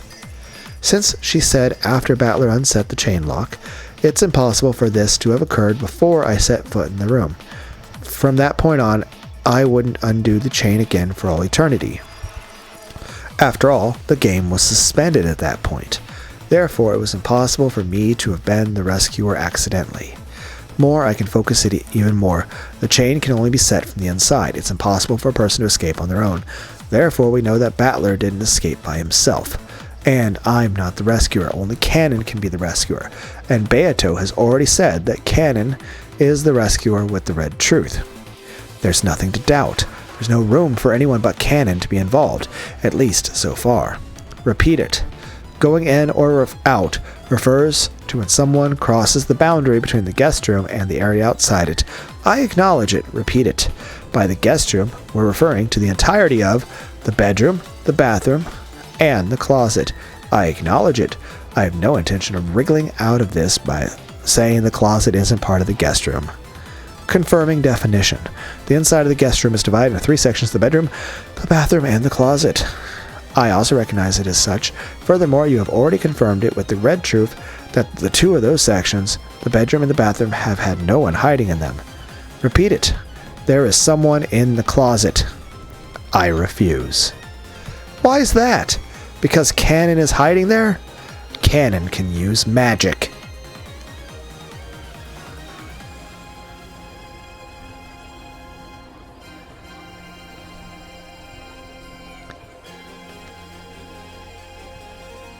It's true that he hid himself in the closet for a time, but he then immediately vanished with his magic.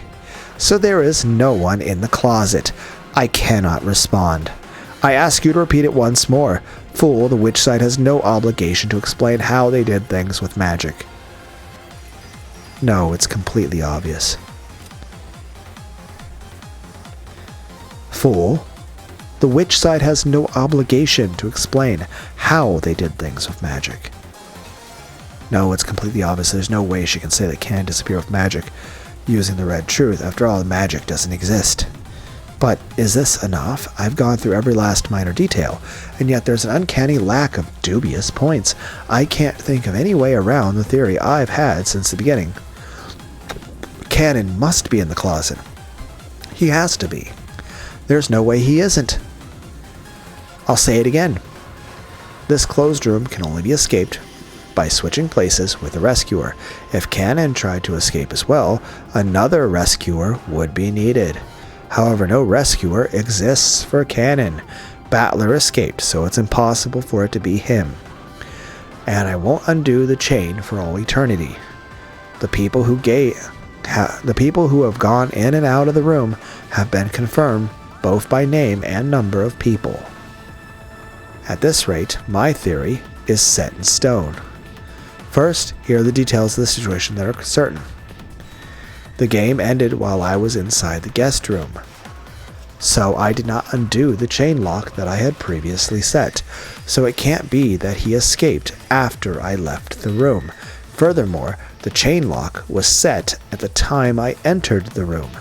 No one could have left the room during the few seconds time between the time I entered and the time I set the chain lock.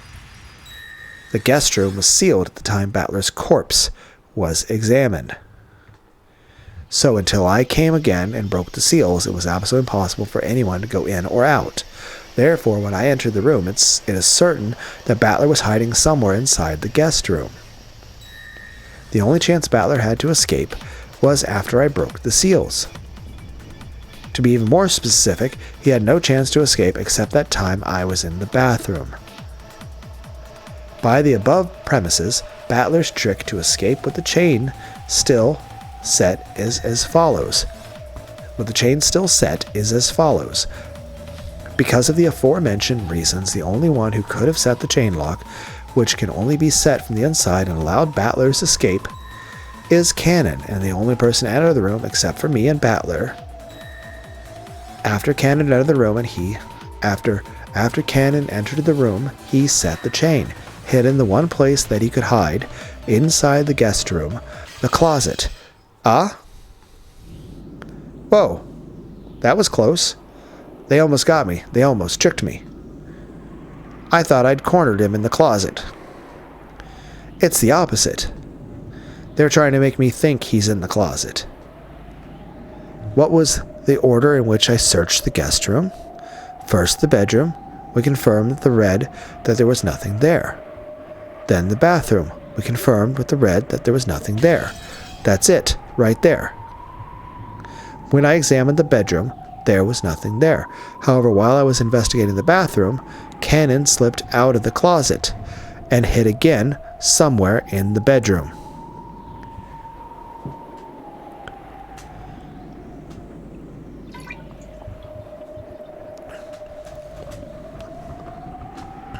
In other words, my guarantee that no one was in the bedroom was torn apart during a span of 1 minute. I've spotted it. This is the witch's trap, an attempt to lure me into thinking that Cannon's in the closet. The place he's really hiding is the bedroom.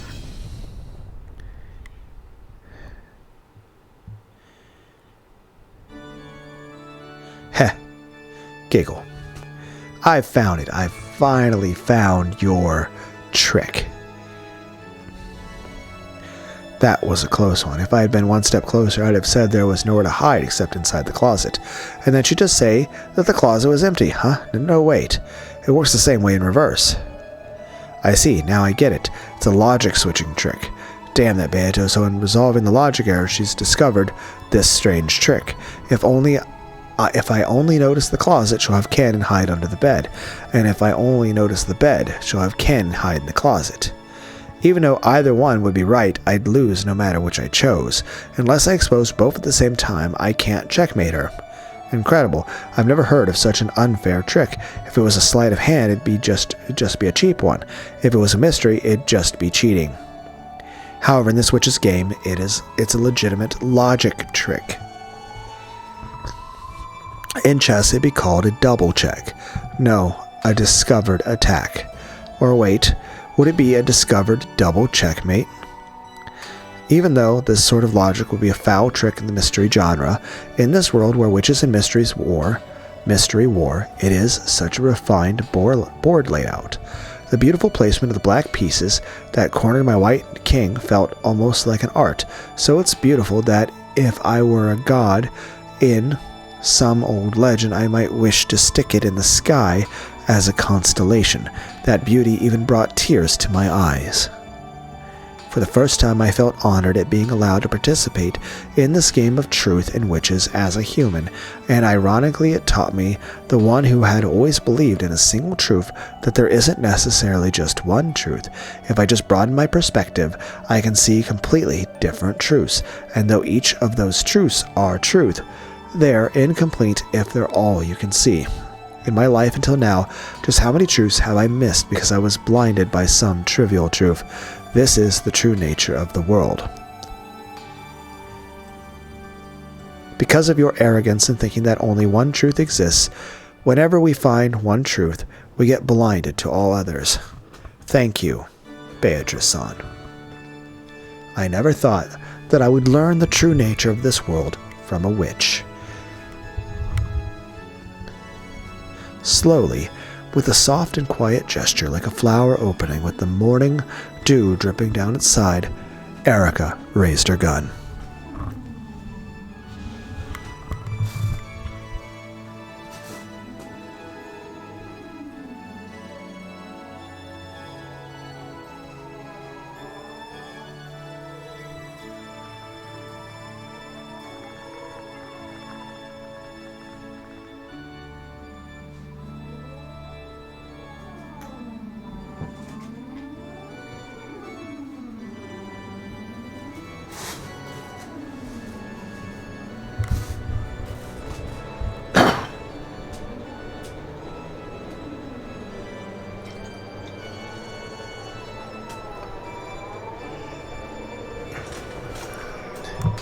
It's my victory. I've seen through your double check. Then come. Battler's guest room disappearance trick is as follows.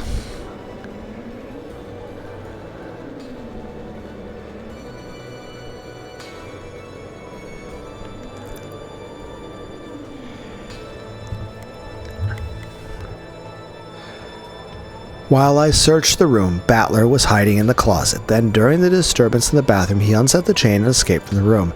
At that time, Cannon was waiting for him in the hallway. Cannon entered the guest room in his place and set the chain. This is the trick to Battler's disappearance.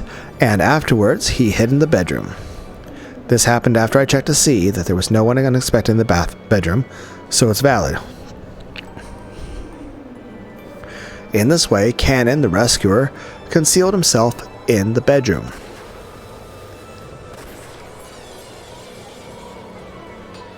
Erica's blue bullet flew in a strange arc, became a wedge of the blue truth, and pierced straight down through the bed and the floor beneath. Beato didn't pull her trigger, however she did quietly argue back with the red truth. Cannon does not exist in the bedroom. Ooh, the goat attendant's gasp. Oh, Erica had apparently been defeated, denied by the red truth. For the goats, who couldn't see more than a single truth, it probably looks as though I've lost. Piff, cackle. Next up is the real one. This is the answer from the human capable of understanding multiple truths. It looks like the tale of illusions will end on the second twilight, so why don't I carry out the remaining twilights and open the door to the golden land? If you are to disappear, then it should be surrounded by your golden roses. The fires of blue truth flashed at Erica's feet, and she loaded a blue truth bullet once more. That overflowing blue power was now making her entire gun burn with a blue flame. She wasn't aiming for Beato. Are you aiming for Burn?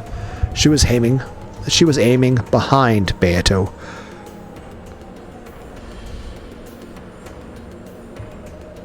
Kumasawa? Virgilia? Battler? At the closet. Now that the bedroom has been denied, you've nowhere left to run. Die, Cannon.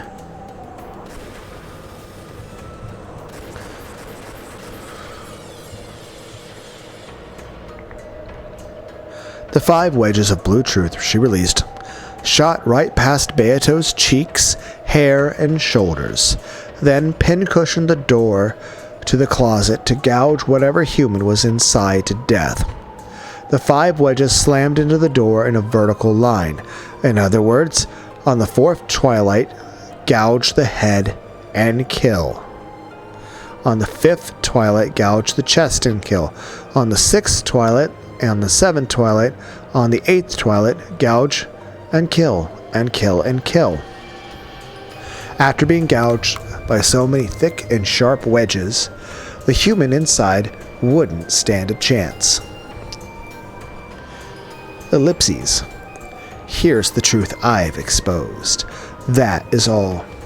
When she proclaimed that she had finished, the 5 blue wedges piercing the closet disappeared. However, the many large splintered holes left behind showed that it had indeed been pierced.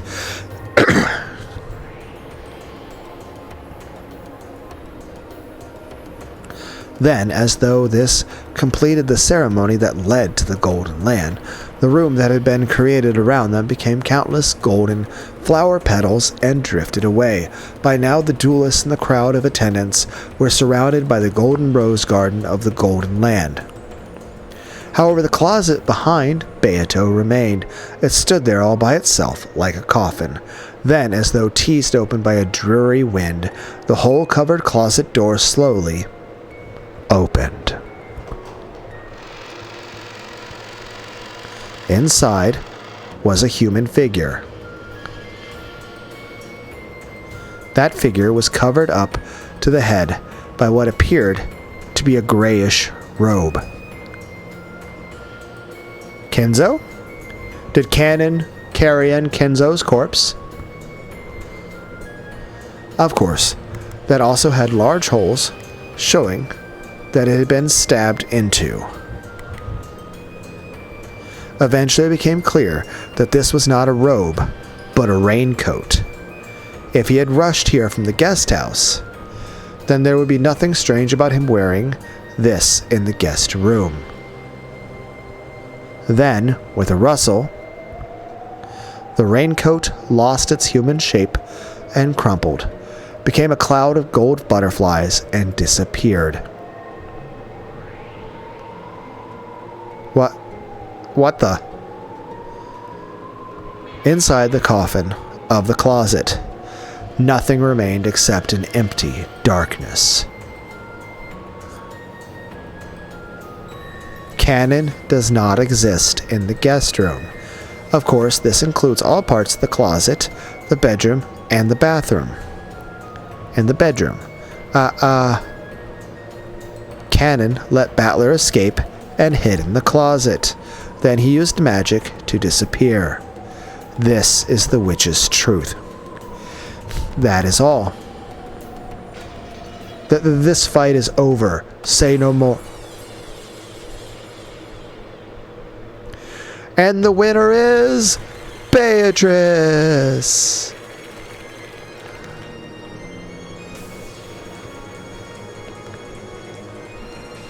Oh, the attendants let out a cheer. Virgilia's group couldn't help but scream and shout in joy. The 7 sisters jumped about in celebration. Then, at the same moment, the 2 demons proclaimed Beatrice's victory. The head's ring worn by Erica who was slowly crumpling to the ground, and the cursed ring on Battler's finger both burst. At the same time, Battler coughed violently. Battler was starting to regain consciousness. Battler!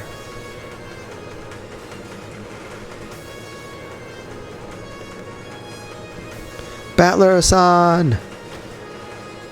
Beato latched onto the coughing Battler in joy. Then Virgilia, Gape, and Renove did the same. Group hug! All of the 7 sisters also crowded about him in delight. Okay, there's only so much hug I can handle. But this sounds nice. This sounds nice. Heh. What a nasty trick.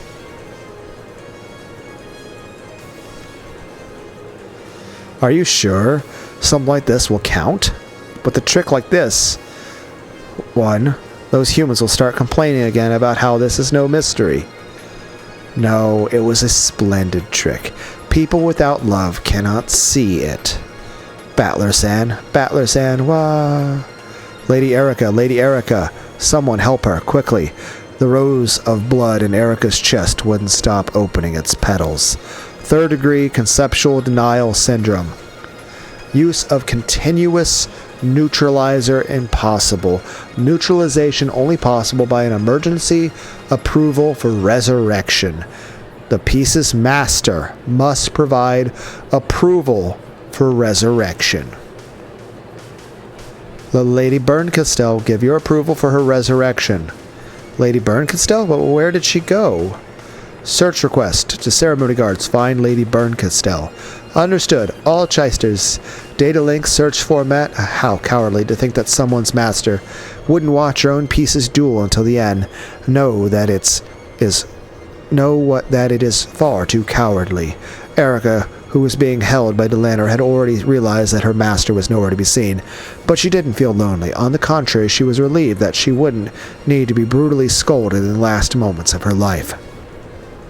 Gods and demons, please pass on the story of her noble passing. Noble? Ha! The bad guy is supposed to die pathetically and make the main character look awesome.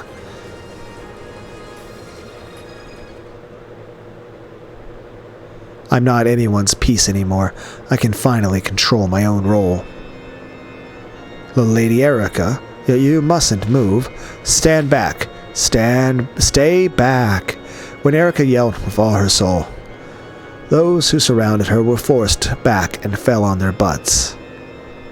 I am the Witch of Truth, Furudo Erica. The Witch of Truth is the witch who can withstand the truth. Now, I can finally accept the real truth about myself. The toxin of her own concept being denied raced through her. Her vision was already starting to blur. At the other end of her twisted range of vision were Battler and Beato hugging each other and looking at her. Their expressions are firm. That's okay. Pity and sympathy would only make me look more pathetic. For a loser, that sort of expression is the best. Lady Erica, the duel is already over. It isn't. Not until the pair is separated by death. We won't let anyone disgrace her final moments. The two demons grabbed Lanar's shoulders and held her back. Dripping blood, breathing heavily, and with an awkward gait, Erica walked towards Beato and Battler despite it all. As the blood dripped from her, it became golden flower petals which drifted away. So as she walked, she looked both divine and beautiful. The duel wouldn't end until one of them died, so even though it had been settled, it hadn't ended. Beato and Battler told the people bunched around them to step back, and they both walked forward to face the noble loser. Erica, congratulations on your resurrection. Looks like you have bad luck with women. You'll never get a decent one to like you. True, and I'd never fall in love with a decent woman. Beato, no, I ask this of both of you. You wish for one final clash? Erica? Very well. We are not so boorish as to refuse your noble request. Thank you. As her consciousness began to waver, Erica raised her gun again. She pointed at the two of them. Beato also raised her gun to point at Erica. Then Battler placed his hand on hers. If it's already resolved, what more could there be to argue about, Erica-sama? Why is there nothing I can do at a time like this? Watch until the end. That's your job as her friend, isn't it? Both sides silently loaded their bullets of truth without saying a word.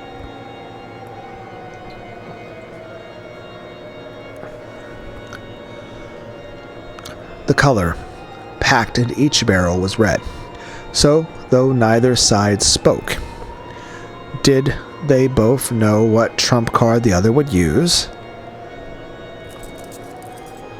Now, at the end, I'd like to finally introduce myself. What's she saying this late into the game? No one could imagine the red truth Erica had loaded. Beato, are you sure?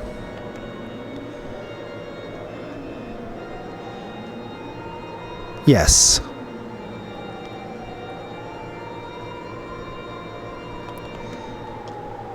I don't mind. I understand. Let's at least pull the final trigger together. I know. Battler placed his hand on top of the finger that Beato had around the trigger. Battler-san, I'm glad I met you. We will be together for all eternity.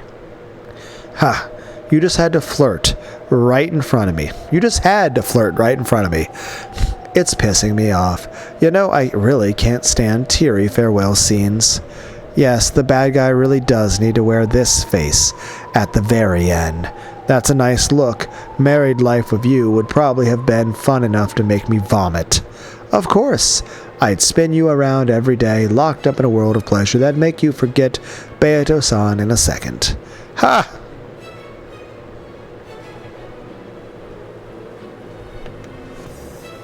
It's 1,000 years too early for you to capture Battler's heart, little girl. You've never looked cuter than you do now. I guess both of us really do need to finish it this way. Come. This is Detective Furuto Erika's final parting line. Who do you guys think is better detective? Matlock, Columbo, or Perry Mason? And self-introduction. Erika spun in a magnificent and graceful rondo, scattering blood and golden flower petals around her as she raised her gun. Hi, pleased to meet you. I'm Furuto Erika, the detective. I may be an uninvited guest, but please welcome me. I'm the visitor, the 18th human on Rakanjima. Sorry, but even if you do join us, that makes 17 humans.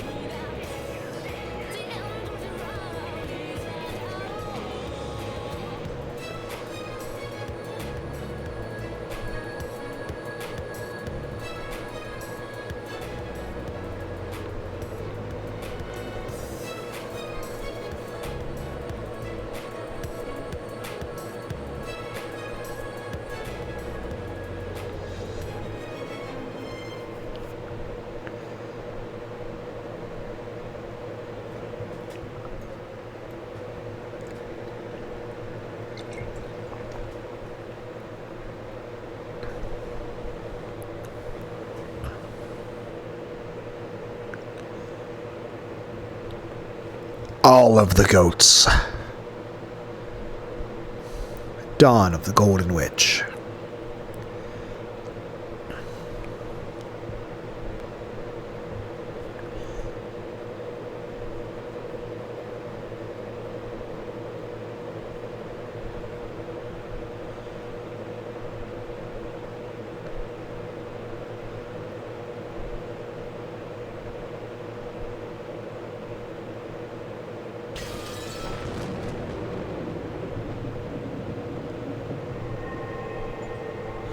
I am the detective.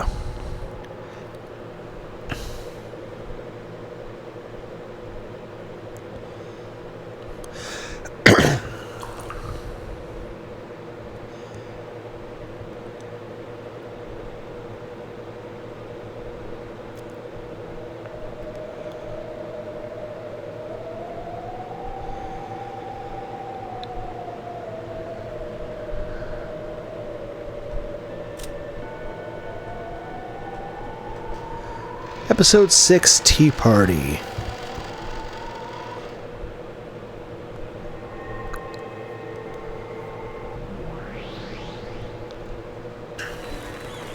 Then let the pair exchange their rings. Beato took Battler's hand and put a ring with the seal of the one-winged eagle on his finger. Are you sure? You already are the Territory Lord, so this ring belongs to you, Battler-san. You're really sure. At this rate, the world you created in the tale. Yes. I created this tale because I wish to be with you. That means the purpose of this world has been fulfilled. So, from now on, I want you to write it, the continuing tale of you and me. Or is doing it like that too awkward for you? I'm just pushing the tiresome task of Territory Lord onto you anyway. It's much easier being the wife where you only have to brag. I just need to play around and wait for you to write a new tale, and for each new tale you write, I'll play any part you need, be it an evil witch or a rival, a lover or a wife. My tales are pretty intense. You'll be busy from dawn until dusk. Indeed, bring it on. Beato's hand relinquished the ring of the Territory Lord. From Battler she received a silver ring with a crest that could only be worn by the wife of the Territory Lord. They exchanged their rings, and their wedding was complete.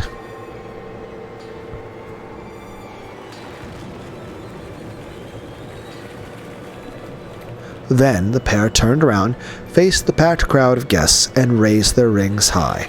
A thunderous applause rang out for them.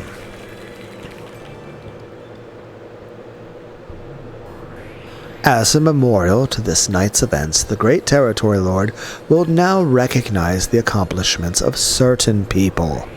Let those called come forward. As at Battler's nod, Beato read the name of the first guest to be recognized. Cannon, come forward. Cannon-kun, a girl goat, pushed her way through the crowd, took off her mask, and yelled. A cloud of gold butterflies gathered before Battler and Beato, and took the form of Cannon kneeling in front of these two nobles. Cannon had already died and vanished. However, all of the dead revive in the Golden Land. Cannon right here. When my husband was locked up and in danger, you rescued him and displayed your capability for self-sacrifice by choosing to remain in that eternal prison in his place.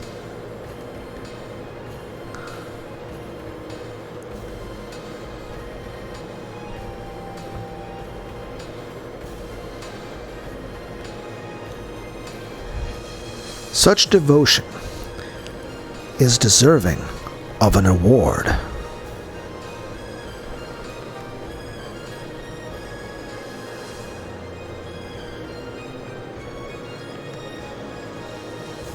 Therefore, we will allow for your resurrection, as well as your continued service.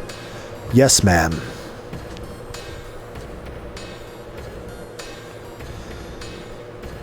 I am honored and delighted. Cannon-kun, Yoshi! Answer Yoshi! Kun. Everyone actually named Yoshia. Yoshia. Kun. Whatever. Wow. Jessica raced forward and landed sobbing on Cannon's chest. Cannon patted her head gently and held her. You won't be serving as furniture. You'll be serving as a human. Do you understand what that means? Yes. After glancing at Jessica sobbing, he looked at Battler again and nodded forcefully.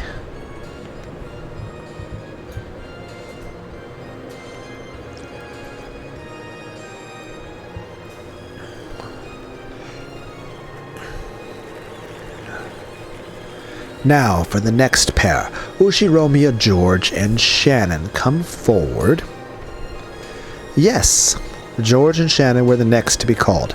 Perhaps they had already readied themselves. They walked forward boldly and kneeled.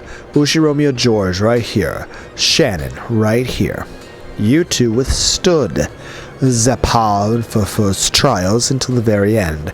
Your great achievements and affection, determination, and nobility were exemplary and deserving of an award.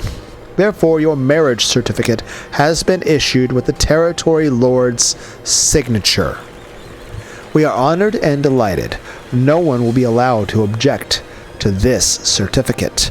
Let the families of those recognized bless their union with all of their hearts. And so, now that there's nothing stopping these two, let's all throw rice at them and celebrate. Hey, congrats, you two. Happy face. When the Territory Lord clapped his hands in celebration, it spread throughout the entire cathedral. Then a group of goats in the front line of the crowd took their masks off, one by one. But listen up, okay? I'll never forgive you if you make too much salty miso soup. And George is getting a little overweight, so go easy on the sugar. George! When a man gets married, he's got to treasure his wife even more than his parents. No matter what your mother says, you make sure you protect Shannon-chan. Everyone's like, is that a good Hideyoshi voice? I don't know. Is it? Why was that a sassy Jim Carrey? I don't know. Was that Irish Yoda? There's a video, search on my channel, Monotone. You're gonna just type in the word monotone and tone death. You'll get a few interesting videos. One of them is me doing my impersonation of Obi-Wan Kenobi, which is apparently just a very drunk Scottish person, apparently, is my impression of Obi-Wan Kenobi. And my impression of Anakin Skywalker wasn't all that much better. Yes, of course. George-san! Yay, everyone's happy. Anyway, George needs to be asleep by 7. That's early. I'll never forget you if you let him stay up late. And don't forget that washing his back and cleaning his ears are also a wife's responsibilities. Is that true? What have I done? A wife's job can vary depending on the family. Rudolph-san, have you been treasuring your wife? Again, now that she's not dead. Again, she looks like Ivy from Soul Calibur 2. She looks like Saray, the VTuber. She looks like Kaoru from Evangelion. And above all, she's really, really... I mean, her face is nice. And the hair's nice, and the body's nice, but yeah, I keep staring at her tits. I'm not going to sugarcoat that. Of course! Why would you doubt that? Find happiness, you two. Marriage isn't a goal. It's just the starting line, okay? Ooh, congratulations! Congratulations! Congratulations! We mustn't lose either. Yeah, no way we're losing, damn it. All of the Ushiromiya family, all of the servants, and all of the spirits and demons in attendance celebrated the honorees with an even greater applause, and so the curtain closes on the tale woven by the Golden Witch. Perhaps we should finish this tale with the epitaph. The following is the passage of the Golden Land from the epitaph of the Golden Witch. The witch shall praise the wise and bestow 4 treasures. 1 shall be all the gold from the Golden Land. 1 shall be the resurrection of all the dead souls. 1 shall be the resurrection of the love that was lost. And 1 shall be to put the witch to sleep for all time. Sleep peacefully, my beloved witch, Beatrice.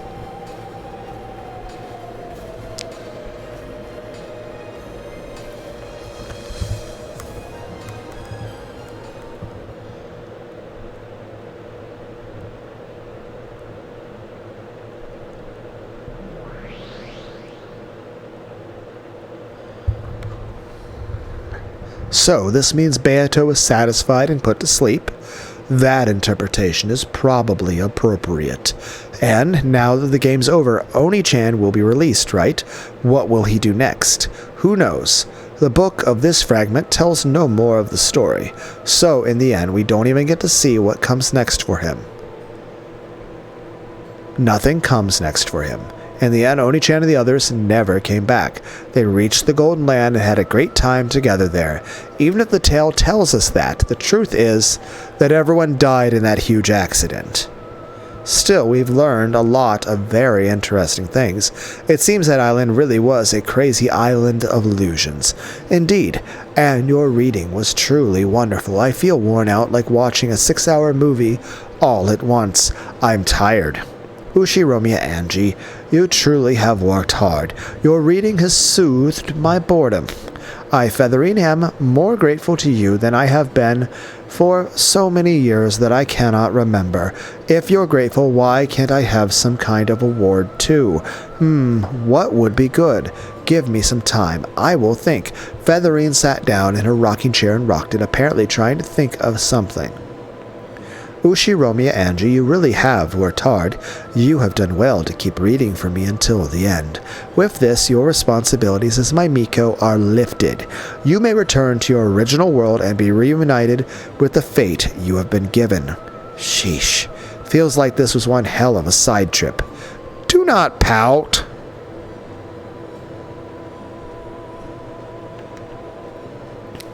I am thinking of a reward now.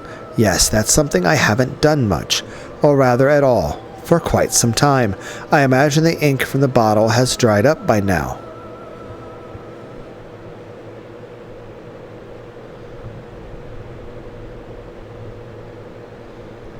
Even after the tale ended, Angie and Hachijo's debate over it continued for quite some time.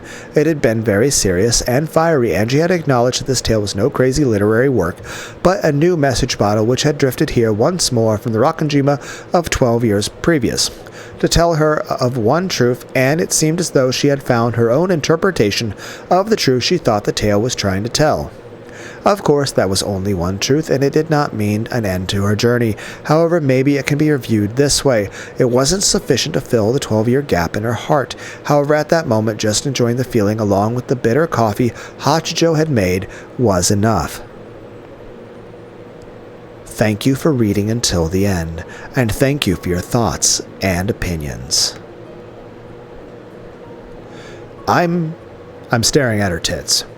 I'm sure the very first Endless Witch is happy. There's more boobs. Wow, so you can bring yourself to say stuff like that?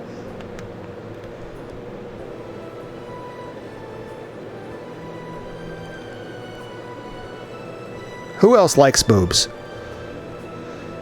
If you just talk like that from the beginning, you'd have tons more fans. I am merely praising the wonderful reader that you most certainly are.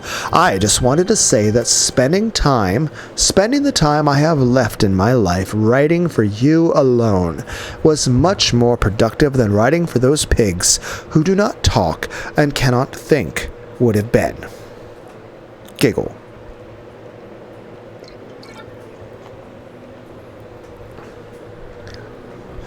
That's just the kind of thing you'd be better off not saying. Well, I'll take it as a compliment. Okay? I get the feeling that I've spent a really, really long time here. It feels as though I've spent a major fraction of my life here. Though it should feel uncomfortable sitting here on a sofa in someone else's house, for some strange reason it feels as familiar as my own home. However, the clock says it's only been about 2 or 3 hours since I met her. My sense of time feels very strange. Your friend seems to be taking his time. It must be a long phone call. It's creepy for a guy to take that long on the phone. He said he was going to make a scheduled report to Okanogi-san, didn't he? Even though he was told that he could use the phone here, he declined and went to look for a public phone somewhere. Something about how he didn't want to risk being bugged. He's a moron, so I'll let him do what he wants. In Is the nearest public phone far? If you go out onto the street, there's a store on the corner a short ways down. Then I'll be on my way. You can use this to pay for food or whatever. If I let you keep that money, will you come again, read my next manuscript, and tell me your opinions? You're willing to pay rolls of money to get an uncute girl like me to read your manuscript? No. You really were a good, clear-thinking reader.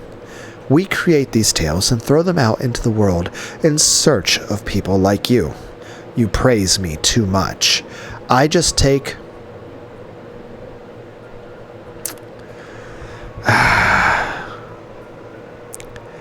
Everyone's like, you don't need to tell us, Lunar. You don't need to... yeah, I'm going to.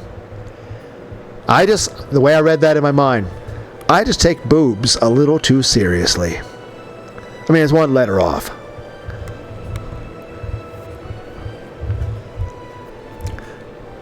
But I guess the actual statement's kind of accurate too. I do take books I like reading. I just take books a little too seriously. Then again, this is a place for me to talk without a filter and just be myself. As thanks for the considerable time you have given to me, I will someday write your tale. Am I going to appear in one of your forgeries again? I hope you kill me in a slightly better way this time. Do you like miracles? You mean like a Deus Ex Machina plot development? I used to hate them, but recently I've become a big fan. Still, I've become a bit of a picky eater, and simply falling from a skyscraper and ending up unharmed doesn't quite qualify as a miracle to me anymore. Then perhaps one day I will write a tale that you will consider a miracle. I'm really sorry for barging in all of a sudden and saying all kinds of mean things. No, it was a worthwhile conversation. I wonder if my head editor will set up another meeting between the two of us. Sure, if there's another chance for one. See you again. Have a nice day. Yes, it may happen again sometime. I pray that you find your truth.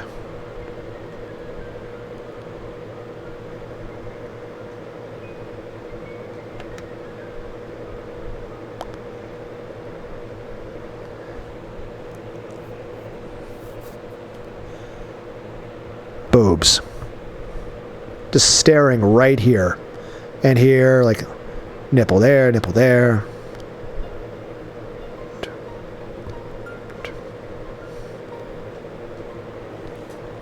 Thank you. If you ever do reach a truth of your own,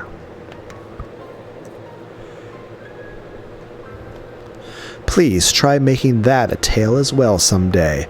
You want me to become one of you witches? I wonder. I'm bad at writing. A good reader isn't necessarily a good writer, you know. Ah, quite true.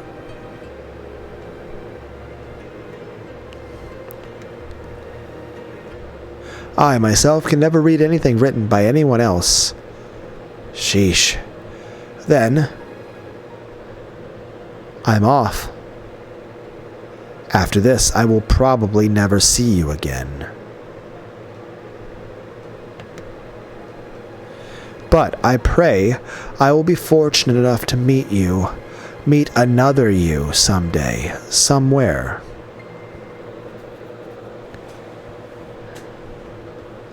Can I ask one last question? Go ahead.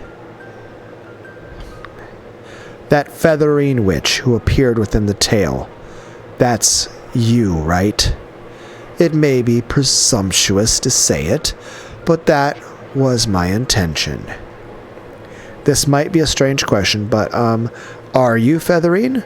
Or is Featherine you? Well now, what might you be talking about? That mysterious woman was mysterious to the last, and so the day of which I had no memories ended, and on the following day I would take a boat to Nijima. I'll probably never meet her again. However, that just means that I won't meet her, so some other me might meet her somewhere down the road. Just as I have reached several truths, they must also want to reach the truth. So long, Featherine. If you ever write a decent story, please call me again. If I'm free, I might drop by.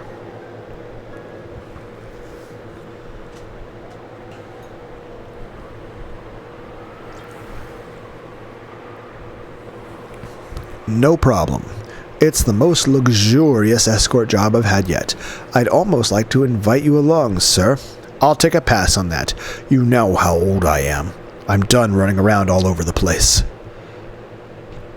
The person other than the line was Okanogi. Okanogi was also a man who tended to move from place to place, so it hadn't been easy to catch him, even on the phone. Our trip's been pretty cool, and right now there's no need to run around. Sumadara Kasumi is searching for you like mad. According to our informants, she's already gotten a ride to Rokkenjima. You'll bump into her there. So, just as planned, it'll likely be just 5 or 6 people at most, and they'll probably be armed with nothing more than handguns. They're no match for you. Feel free to run wild, but make sure you kill them. Were you able to acquire one of your favorite toys? Of course! I'm surprised you managed to arrange for it in this country. Behind Amakusa was the rental car that they'd borrowed under a false name, inside of which was now a black golf bag. The Sumadara head family has already given the okay, but make sure you get out of Japan as soon as you're done. Don't forget to buy your cup ramen by the box in Narita before your flight out. I'll take care this time. It's an easy job. Also, you do understand about that, right? That? Well, I'm not sure what you mean. Playing dumb, are we? Well, that's okay. Despite how you talk, you've never betrayed my expectations in the past. If you're clever about it, you won't even have to get your hands dirty. There should be plenty of ways to handle it. I'm not sure what you're talking about.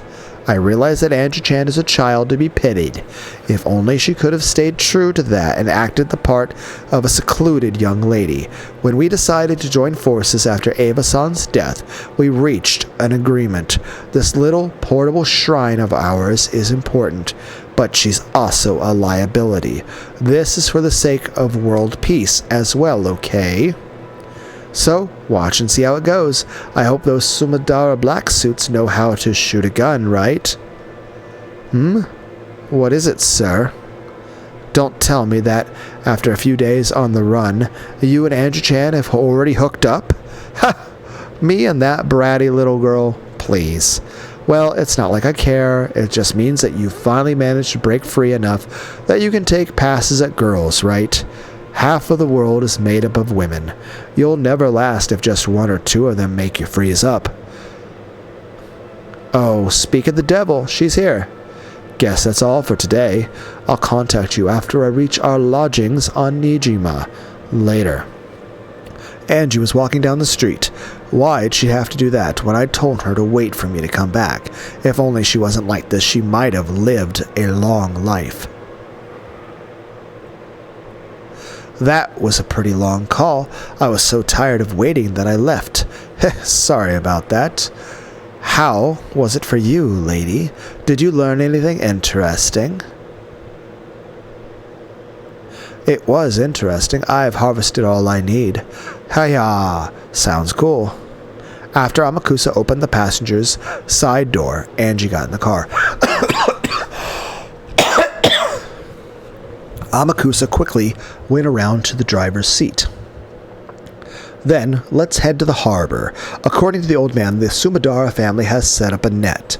If we do get caught, then that's the measure of my luck. If we don't, then Rokkenjima is waiting for me. Let's leave it all to luck. Luck, is it? When you can't decide what to do, or when it doesn't matter either way, it's not so bad to entrust your fate to a coin toss.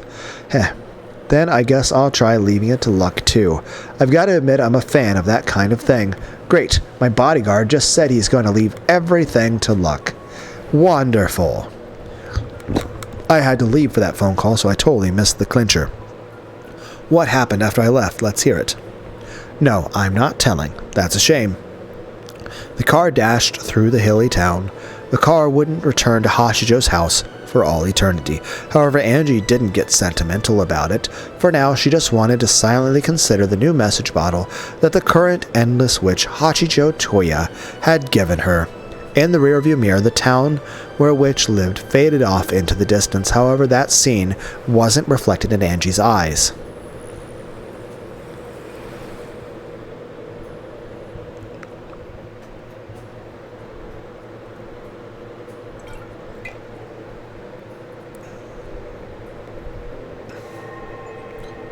Reflection. Complete the episode 6 tea party. Gotta blow my nose.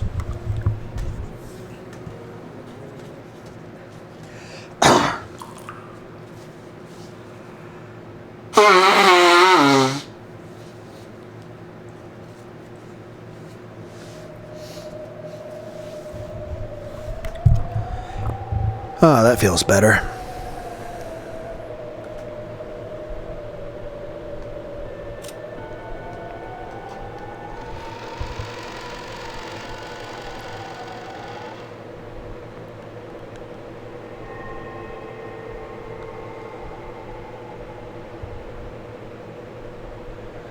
Lambda, where are you? Just having to say that felt like admitting defeat, and I didn't like it. Why is it that she's always so obnoxious and clingy when I don't need her, and then won't answer when I call her name? Where am I? Annoyed by the completely predictable ending, I'd left the cathedral.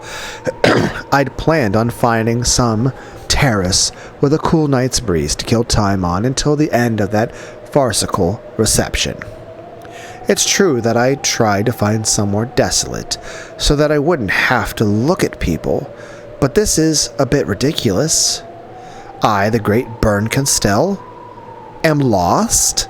A miracle like that certainly wouldn't happen. Yes, miracles don't exist in this world. To create a miracle, you need an amount of time that can never be reached, a period that's no different from infinity. So when something that appears to be a miracle happens in a shorter span of time than that, it is not a miracle, but the product of someone's design. In other words, the reason I'm walking down this corridor is because someone's design has forced me here. Who?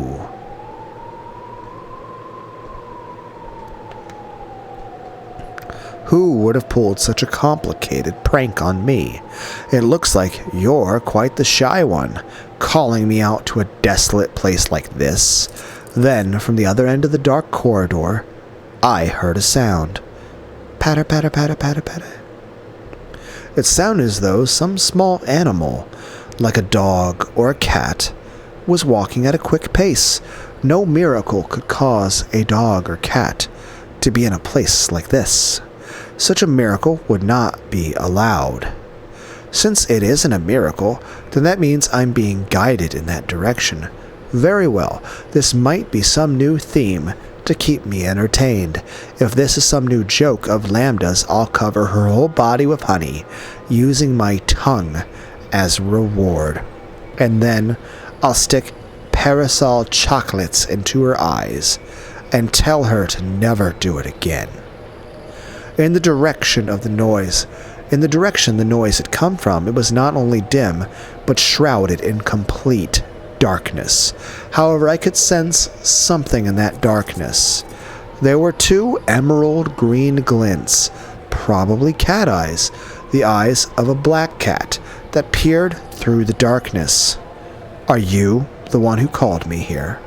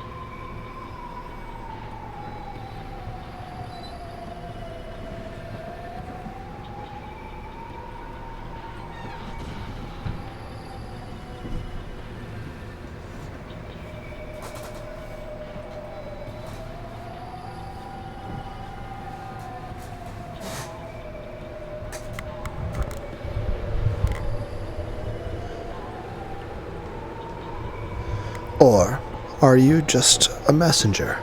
Just the messenger?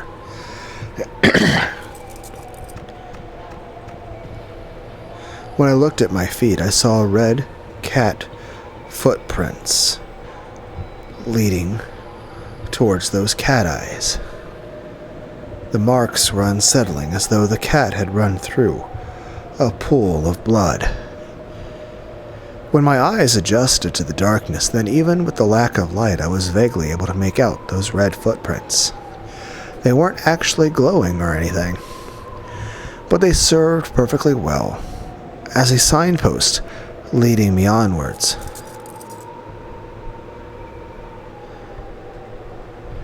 As though it was telling me to follow, the cat turned around and dashed off into the darkness. What is it? Something feels very strange. It's a feeling I haven't felt since I began calling myself the cruelest witch in the world. I can't quite remember what this feeling is. Still, for one as tired of boredom as me, it's surely more fun this way. I followed the bloody footprints of the cat, which would sometimes stop and look back at me, and walked on and on through the dark corridor, forward, turn, head down what appeared to be as stairs from time to time, and then, though I couldn't really tell because of the darkness, it went in through the crack of a door. Here?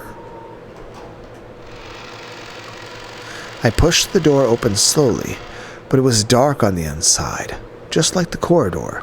However, the air and the slight change in the echoes made by the footsteps told me that this was a room, not a corridor. The sounds of the cat's footsteps were gone. However, the bloody footprints remained. On the other side of some sort of wooden screen, under what looked like a small spotlight,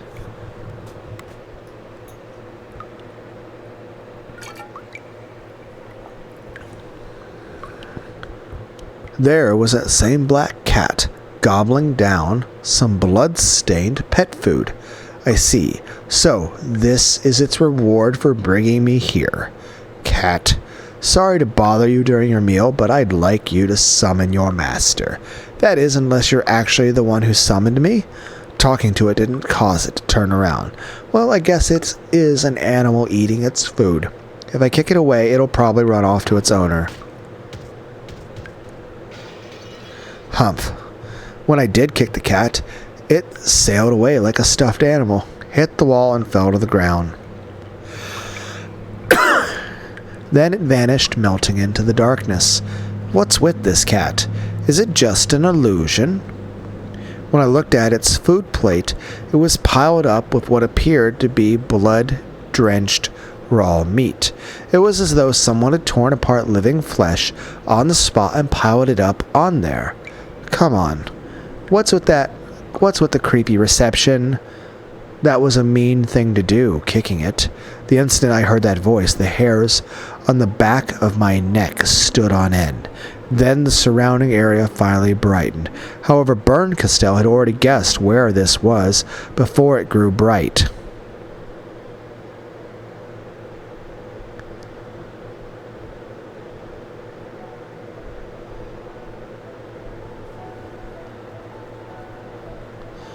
That was you, was it not?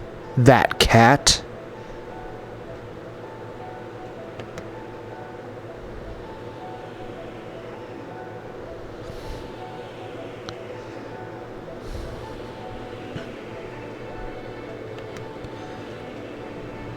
A cat who has learned how to eat meat, and that it can sometimes choose its own path. It has been a long time. It's a path I might never have had to know about if you hadn't told me.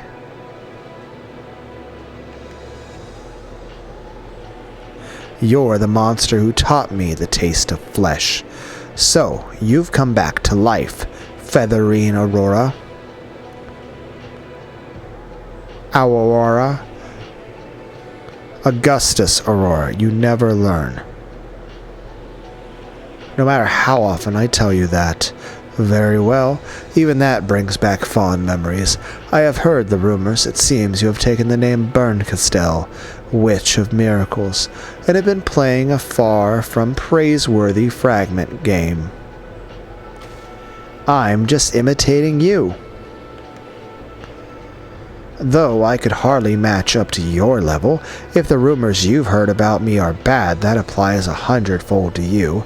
Berncastel sat unreservedly in an antique chair, as though she was already familiar with the place.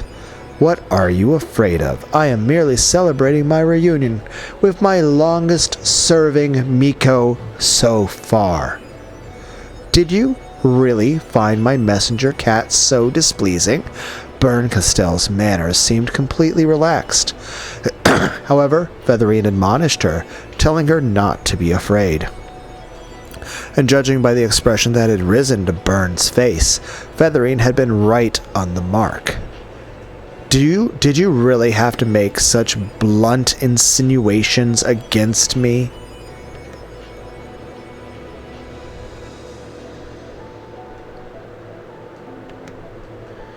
A cat, leaving behind bloody footprints and stuffing its face with blood-stained meat. Have no fear. Look closely. Do you see any cat stuffing its face with meat? I just gave it a plate of biscuits as a reward for going to get you.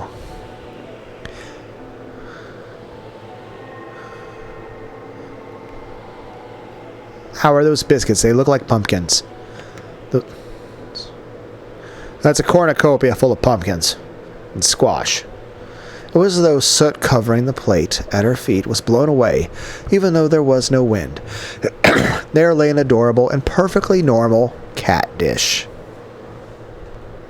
with a pile of small biscuits on top of it. Tish. Berncastel didn't even hide her displeased grimace.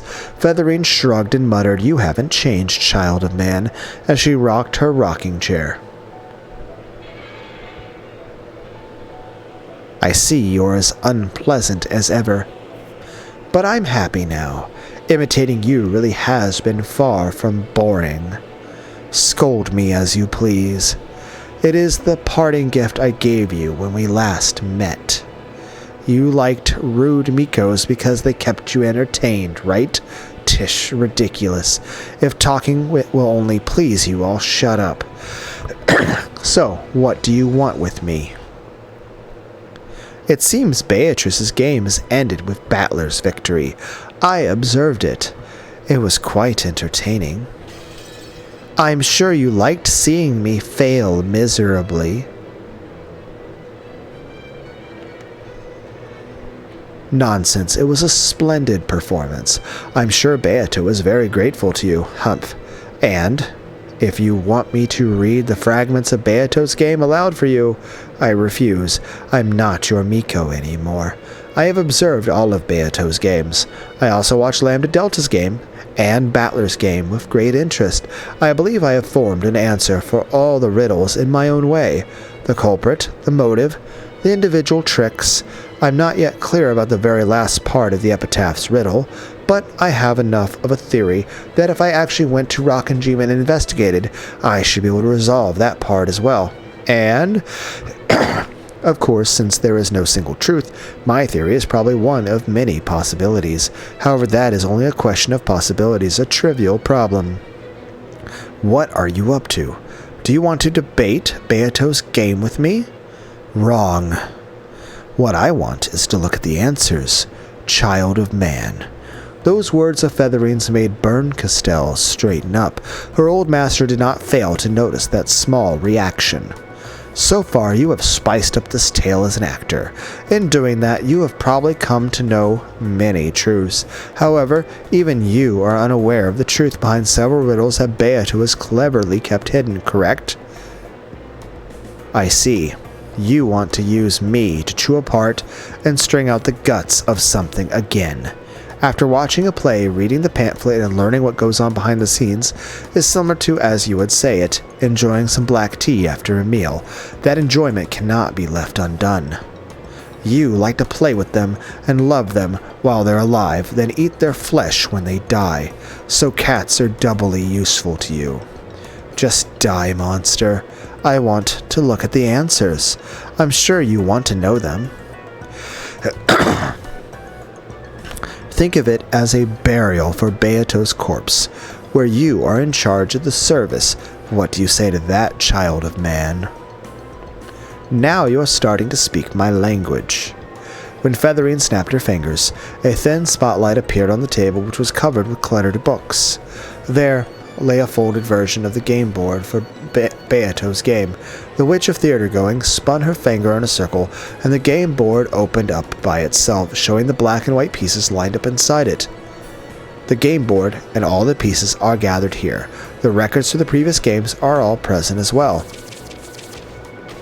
With a rustling sound, the book flipped through all of its pages of its own accord, front to back, shut itself, and flew to the side of the game board where it waited.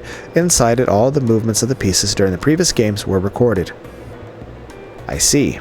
So you were short a player and a commentator. We're also short on black tea, similarly with dried plums. Of course, I will find some. Okay. If you add on some mustard rice cakes, then we have a deal. The negotiations are concluded. I have one condition. Oh, and what is that? I'm going to be the reader, okay? I have no love, so a few things might be interpreted in an odd way. However, the reader is free to read things in a manner and with an intonation of her choosing. I only want to check the answers. I don't particularly care about the tale itself. I'm not deeply interested in what sort of tale you'll create. Ah, yes. Now I see what you're after. Will you accept that condition? Very well. I want to know the answer. You have your grudge to worry about. The negotiations are concluded.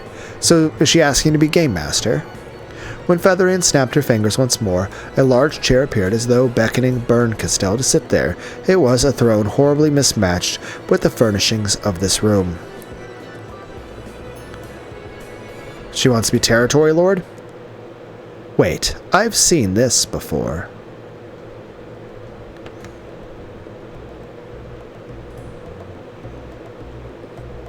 This is... I acknowledge it. You may sit. You are the game master. Are you sure? Are you really sure? You can create whatever sort of tale you like to satisfy your grudge. I am not interested. However, I have one condition as well.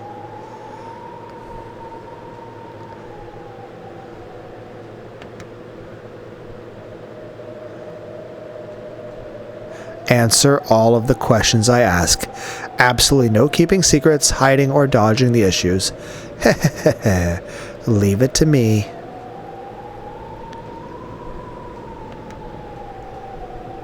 Tearing up guts and dragging them out is my specialty.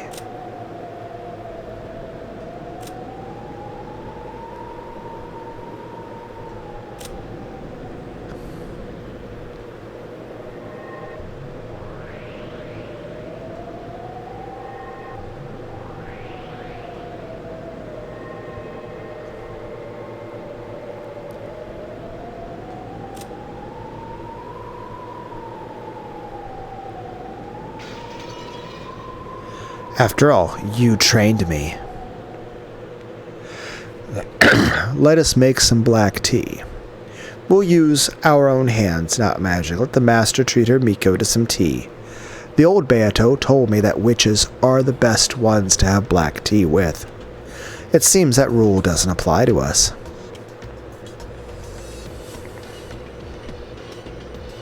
At some point, the dish piled with biscuits had once been covered with a mountain of torn-apart meat and a splatter of red.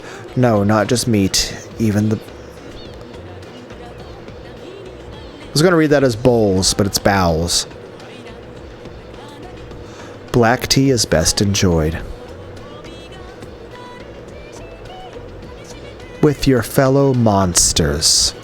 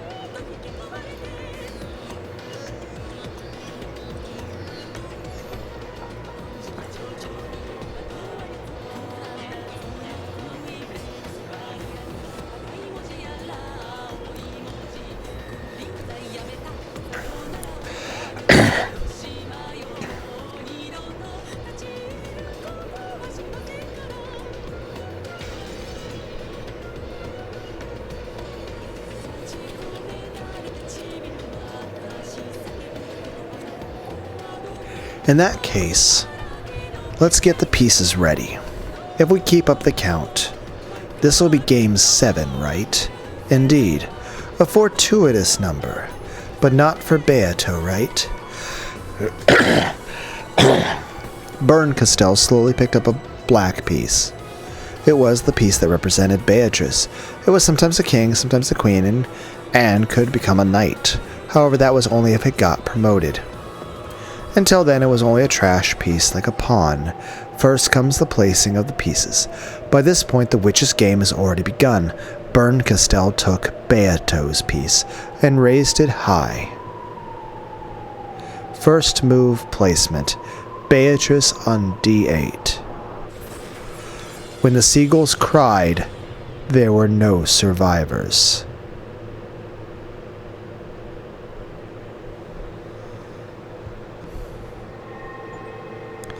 Monsters. Complete the episode 6 Hidden Tea Party.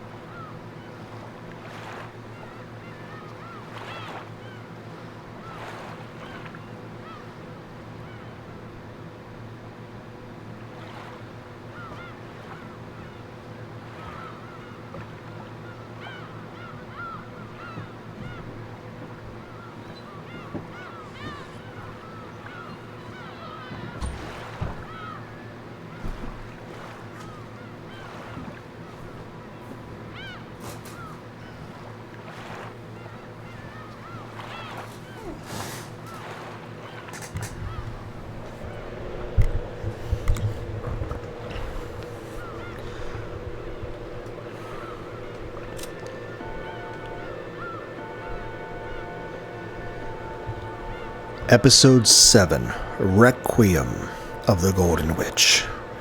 Good morning! Scheduled for today is the funeral of the Golden Witch and her game. The days of the game are already over, and nothing remains but fond memories. Here, the cold, hard truth will be revealed, and death will come to the game. There is a bit of difficulty to this one.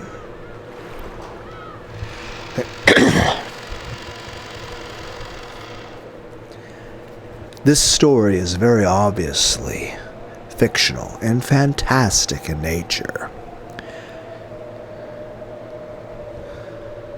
Earth to earth, ashes to ashes, dust to dust, illusions to illusions, and dreams to dreams. A dream is something drawn in the sand between the coming and the receding waves. Something so fragile that it's wiped blank every time a wave comes in. So the heartless might sneer, saying that drawing such things is useless and meaningless. However, no wave will ever come again to wipe away the dream she drew. And now that final, beautiful dream of hers will not disappear for all eternity. Come, try and picture it. It's as though the rays of the gentle afternoon sun on a warm spring day simply forgot to grow dim ever again. It truly is such a wonderful thing. Witness to your final dream. Publius Virgilia Maro. The suspects were gathered in a room, and several inquisitors of heresy were reporting on the results of their investigation. Their uniforms closely resembled those of Eisern Jungfrau, but they were slightly different. Also different were the badges signifying their department. Then came the sound of someone clapping their hands once. It was the lead female inquisitor. Inquisitor.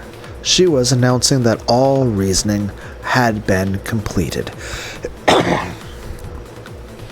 As has been shown, it is all quite clear. Know that the preceding logic has proven the non-existence of your alibi. At the other end of her pointing finger was a quivering maid with frightened eyes. Her name was... No, that's not important. What matters now is that she could have entered the closed room study where the victim was found whenever she pleased. And furthermore, that her claimed alibi for the time of the crime had been proven to contradict the facts. Shaking, the maid tried to continue in her illogical pleading, but all of her statements had already been seen through. With this, we conclude our proof of the whodunit and the how-done-it. Know that your position as the culprit is now an unshakable fact. You must be joking. Oh, why would I kill the master I loved and respected so? I have no motive, no reason. Who did it and how? Now that establishing these is more than sufficient, please allow me to speak. Know that motives are unnecessary and mysteries. The Inquisitor spoke coldly.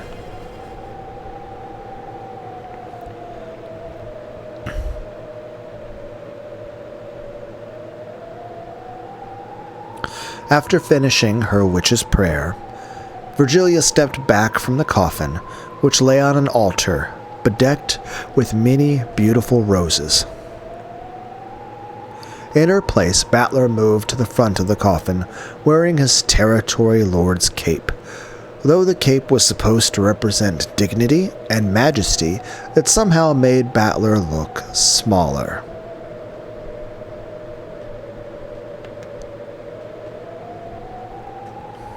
Battler held a book with a majestic binding in his hand. It was a game record that had just been written, or perhaps it was a tale, a game, or else a fragment. Written in it was the dream that would be more enjoyable for her than any other. Battler pressed it against his forehead and contemplated for some time. Then he kissed it and laid it gently in the coffin. It rested upon her chest. She looked like a little girl clutching her favorite stuffed animal as she drifted off to sleep. This is the sole tale I have to offer you. This tale will be shut up with you in your coffin for all eternity, so no one will be able to read it except for you, there in your coffin. Shut away in that cat box, the only unchanging, inviolable, eternal tale. This way, no one will be able to defile it. No one can deny it, and no one can argue against it. This is just between me and her, just the two of us, our one and only certain truth. Those bastards. A man dashed through a town wrapped in twilight. The daytime hustle and bustle of this beautiful village, which combined the traditional with the orderly in the classic style of the last century, now seemed like a mere dream. The orange setting sun was already hidden behind the clock tower. The narrow alleyway was rapidly descending into darkness. As the gas lights began to turn on, they only made the darkness of the twilight stand out all the more.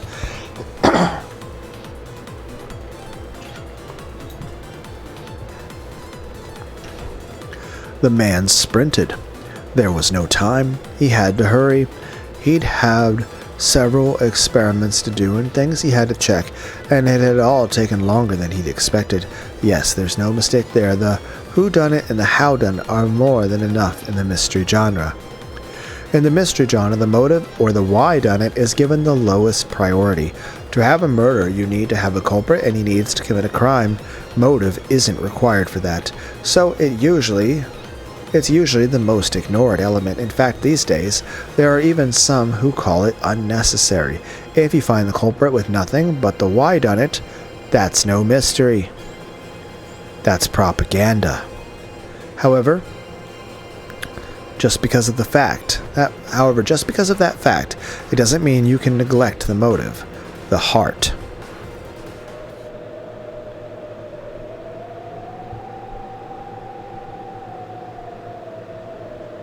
We both know how much fun she'll be having in her final sleep, so I doubt anyone could disturb it. After all, who could possibly disturb a sleeping child smiling happy at a dream? Come. It is time for us to leave. If we're too noisy, we'll wake her from her dream. You're right. What else should you do with a sleeping kid except put a blanket on them, turn off the lights, and walk away quietly? After looking at the coffin one last time, Virgilia turned around quietly. Battler did the same, but then he stopped and turned to face the rose-covered altar.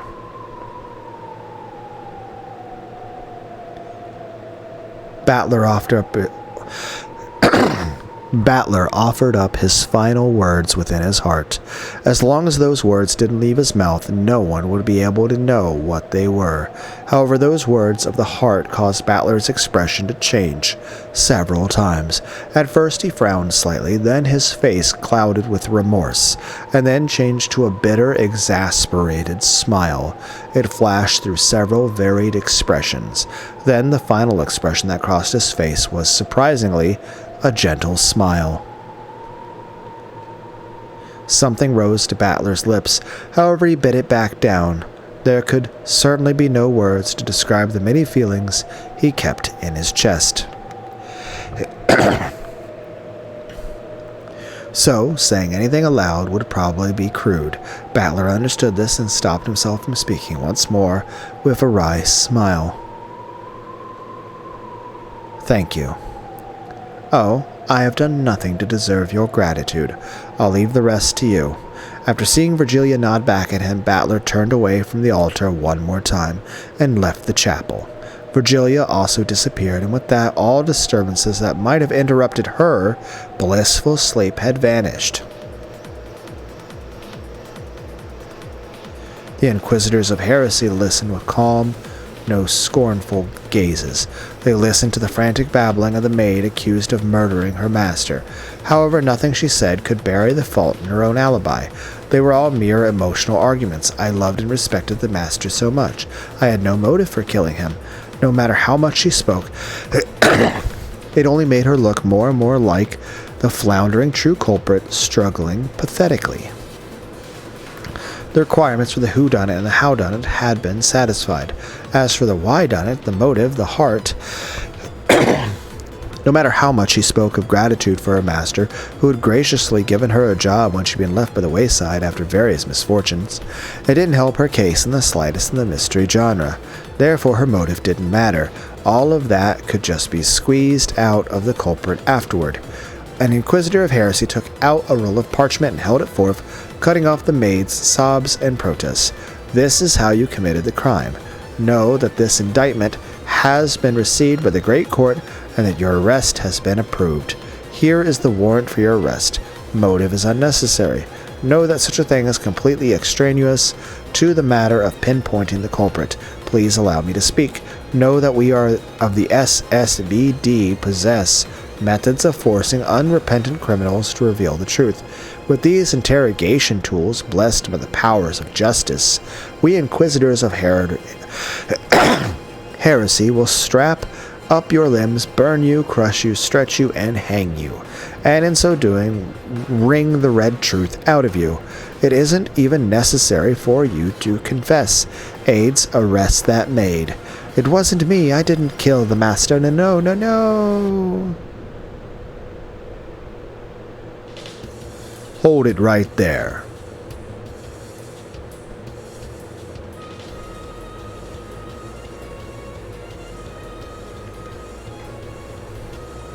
You've got the wrong culprit. A man kicked the door open, and the inquisitors were all shocked at the sight of him. Why are you here? It's been a long video. Bye.